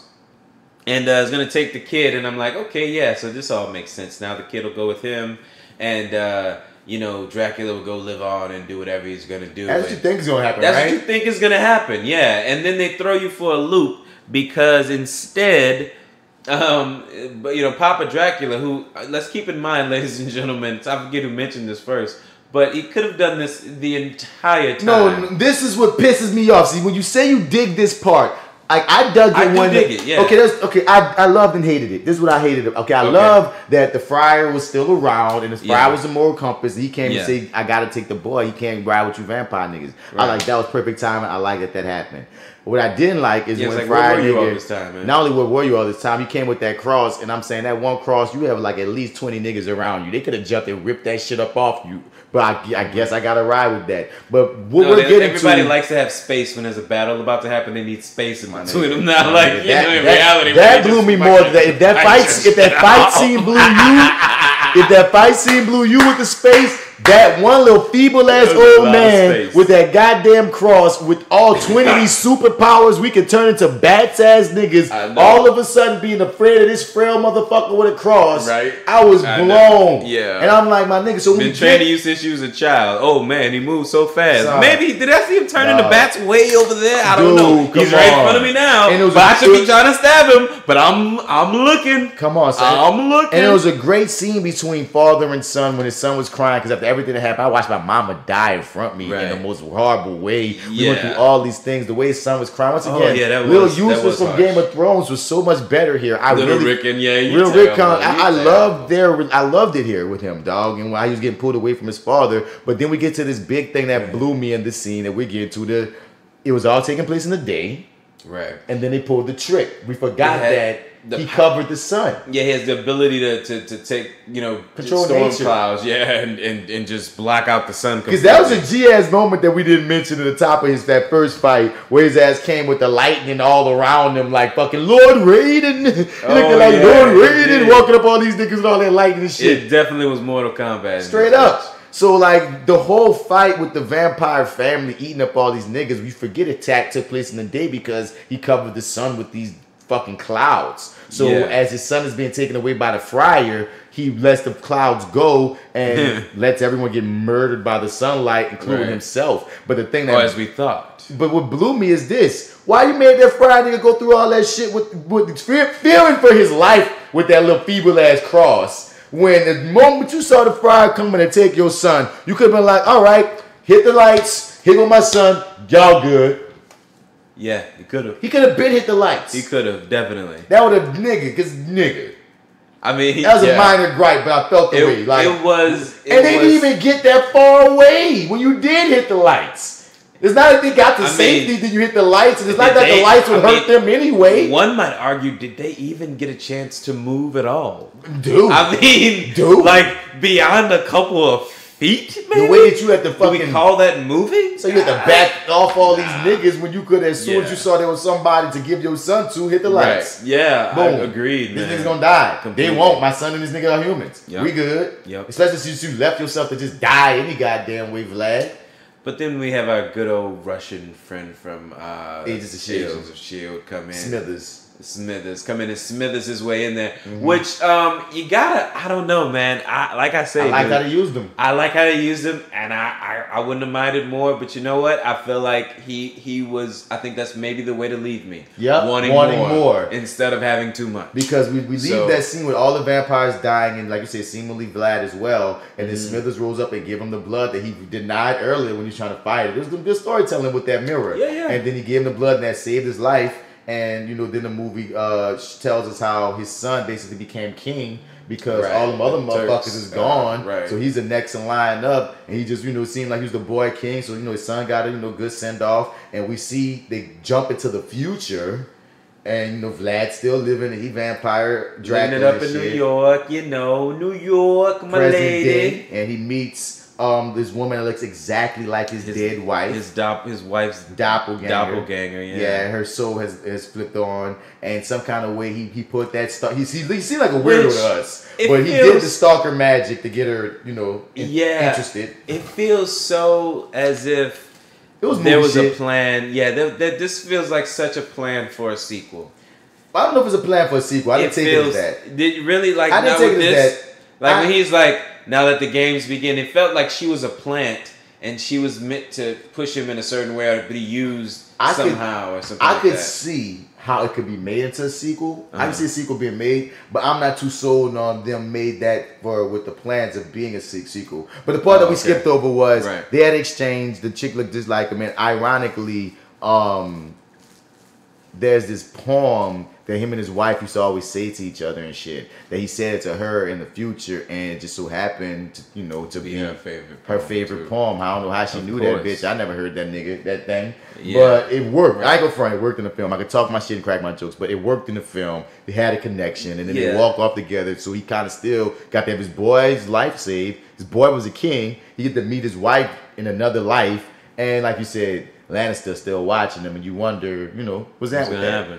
Now the cool thing about it is, and like I mentioned this a lot with Black Lightning and all the shit that we review, really, it's about the chemistry between the two leads and stuff, and it's like future back then or whatever, and it's like no matter how you feel about the actress, whatever, what have you, or actor, because I've heard now that I'm thinking back to it, I heard a couple things, but no matter how you feel about them, they had great chemistry together, in my personal opinion. Yeah. And that sort of worked for me. And then it sort of led me into, okay, well, cool, their chemistry works so well. Let's see how this goes into multiple movies, potentially, you know, at the time. I don't know what other stories you have to tell here. I don't either. And at he this got point, his girl. Yeah. You know what I mean? Even the sire vampire, he wasn't even that much of a dick, really. He still get to live. His son got to be good. I don't snitching. No. I'm saying how when you see how they wrapped up this first one, his son got to be king. He got to meet his woman again. Right. What is there for him to do in another movie?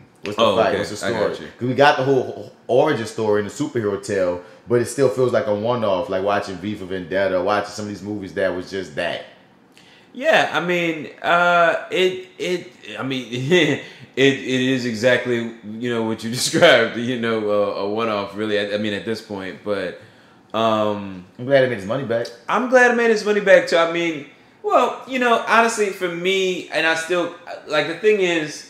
Watching it now and just kind of talking about it, having to dissect it, I mean, it kind of feels a little differently. Definitely feels a lot better to me. I'm leaving it more on a high note because my last 45 minutes that I'll have in my memory will be of watching it with y'all. having a good ass time doing that. Yeah. So that's going to be probably why I'm higher on it now than I actually walked into D-Mac, because I thought we were just about to do it right then and there. Yeah. So like having to do that and stuff and just kind of sit with that and that be my last memory, it's just like I'm higher on it now than I was when I walked in there. Right. You know what I mean? It's officially a movie that it's there. You won't catch me watching again, like choosing to. But if it was ever on anywhere, I would let it play. I probably would see if there was something else on. I wouldn't play. Like I'll let it play because I like the movie, but it's not. I liked it. I don't need it again. Yeah, I just don't need it again. Yeah, but I really liked it though. It was just like I said, man, I only got a little bit of media time. I need my media to be fun, and I need to enjoy it. I did enjoy the media with you all, and I think that's what it is, man. Honestly, when I got to the end of it that first time watching it myself, it's like, you know what I need to tell my brother, man, is that I don't think this is a great idea. And secondly, I really enjoy recording with you, bro. That's just what it is. Cause nigga, I had to drag my feet to put that shit in the disc. Cause I'm thinking, like I said, man, I'm thinking of watching a 2-hour long movie before I actually look at the time. So yeah, but this is something that was this was cool, man. Look, I did one for you. Like they do in Hollywood, bro. I did one for you. What up, Peanut? I did one for me, Peanut. Yeah. Request Street Kings. Request Street Kings. Come on, do it for me. Do it for me. Request it. If you're a new listener, if this is your first time listening to us, it would be funny. Street Kings is this film that Marty lent to me when we first started the Reviewing That podcast. Like, this is a while ago. He lent me this movie. And the reason was, and I can't lose this now, the reason was because I need him to tell me whether or not, because I trust his opinion and I know he'll be the defining answer. If the movie is genius or if I'm just fucking nuts. Yeah. You know what I'm saying? I feel like the movie is borderline genius, but I need Bats to tell me. I need to know what he thinks. And I always forget to watch it. He does. And he always subconsciously reminds me, man, like I said, this is a pop-friendly podcast, so he might be rolling up some weed right fast. He always decides to roll up the weed on the DVD of Street Kings. I gotta keep it relevant, and man. I always look at it like, Yep, I need to watch it. And since we have this promise of... you know what what's happened now is like, I don't even have to act, like, as soon as I sit down, he's just like, Street Kings, huh? Street Kings, huh? Here you go, buddy. Watch it, though, yeah. Here you go, buddy. Watch it, though. Street Kings. But, like, once again, if one of you, that's the promise that we keeping it with Peanut. Shouts out to Peanut. It was a cool watch. If you're listening and there's something that you want us to dissect, there's something that you want us to watch, you want an opinion on, or you just want to hear us talk that shit about it as we watch that there, we have to watch it. If it's Street Kings, it's gonna be Street Kings. If it's, Meteor Man, that'll be pretty fun. I would fucking love Meteor Man. I'm just saying. We should just fucking do that. Maybe we should be Meteor Man. I mean, we should just fucking do that. But once again, we still got Chris. Oh, you know what we should do? We Cage some point. I'm sorry. You know what I wanted to ask? Can we do a build up to Glass? Hell yeah! Unbreakable, Split, and then Glass when it comes out. When does Glass drop? January. Yup, we can do that. I'm all for that because I watched Unbreakable recently because it's on Hulu right now. Oh, is it? Straight up, it's on Hulu right now. I think that shit is a masterpiece, man. I think it's a beautiful movie too. Is it? Yeah, bro. That beginning, dude, that shit is dope as a motherfucker. You're that little kid looking at this fucking Anyway, you making me think of something. Wait a minute. There's something that you had tasked L Dub to watch on your last episode of Your30. What did I tell him? What was it? Slice. Cause y'all, it's a chance to... No. He texted me. No. It's something else besides Slice. Oh, well, something else? Yep. Not with Chance the Rapper? Cause no. You made him want to see Slice. I did, yeah. And you was like, well, I want you to see it. But it was something else that you spoke of. Something else? I forget what it was. I'm going to catch it. Okay. But anyway, yeah, y'all. So once again, hit us up at Reviewing Dat, at gmail.com. Peanut, hit us up if you have anything to add to the conversation that we had on your movie Dracula Untold. We getting out of here right now, man. Hit us up at, I already said that there. So this is that actor guy, Mr. Bats. # Evil Marty in the building. Woo. Thank y'all for listening. Big ups to FatGirlNola, J.Steel, who couldn't be in the building for this episode. Big ups. I'm not sure if she's going to be able to make it for Reviewing That Lightning, but we'll see. Hit her up at I am J.Steel on Instagram, as well as her blog, FatGirlNola, on all your social media platforms. Throwing it to my right. It's your favorite host, Marty here. Soon to be, hosting all by myself if I keep this up. All by myself.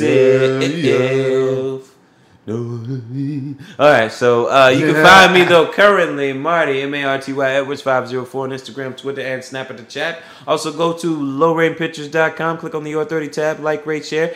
Check out a show that I co-host there with the Arrogant Observer called Your30 with Marty and the Arrogant Observer. Also available on iTunes, Stitcher, Google Play, and all that good stuff. So check it out. Yes, indeed. And we're going to get updated on how we're going to play this Megazord idea that you was talking about. This podcast Megazord. Yeah, Roxy. Oh shit, is she still in town? I don't know. I gotta hit her up. Okay, cool. Yes, we definitely. Oh fuck, how are we gonna do that, dude?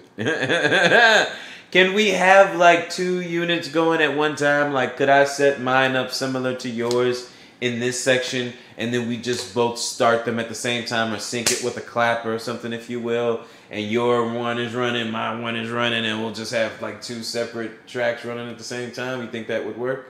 What you talking about?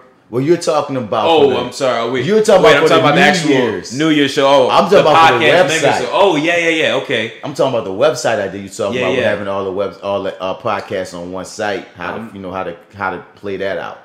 Yeah, I'm down for that. Yeah. So that might be coming soon.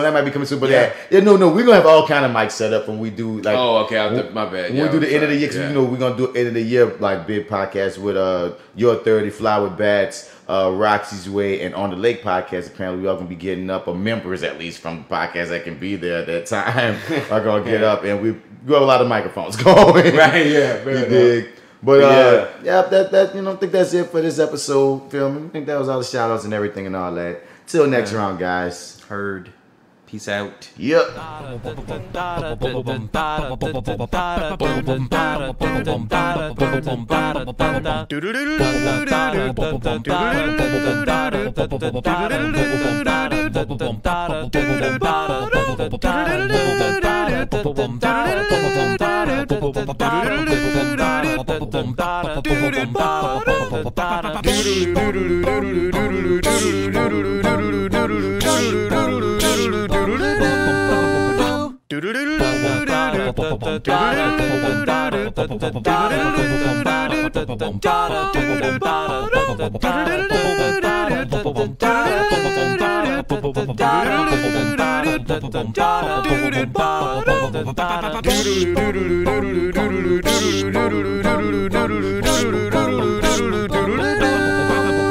Do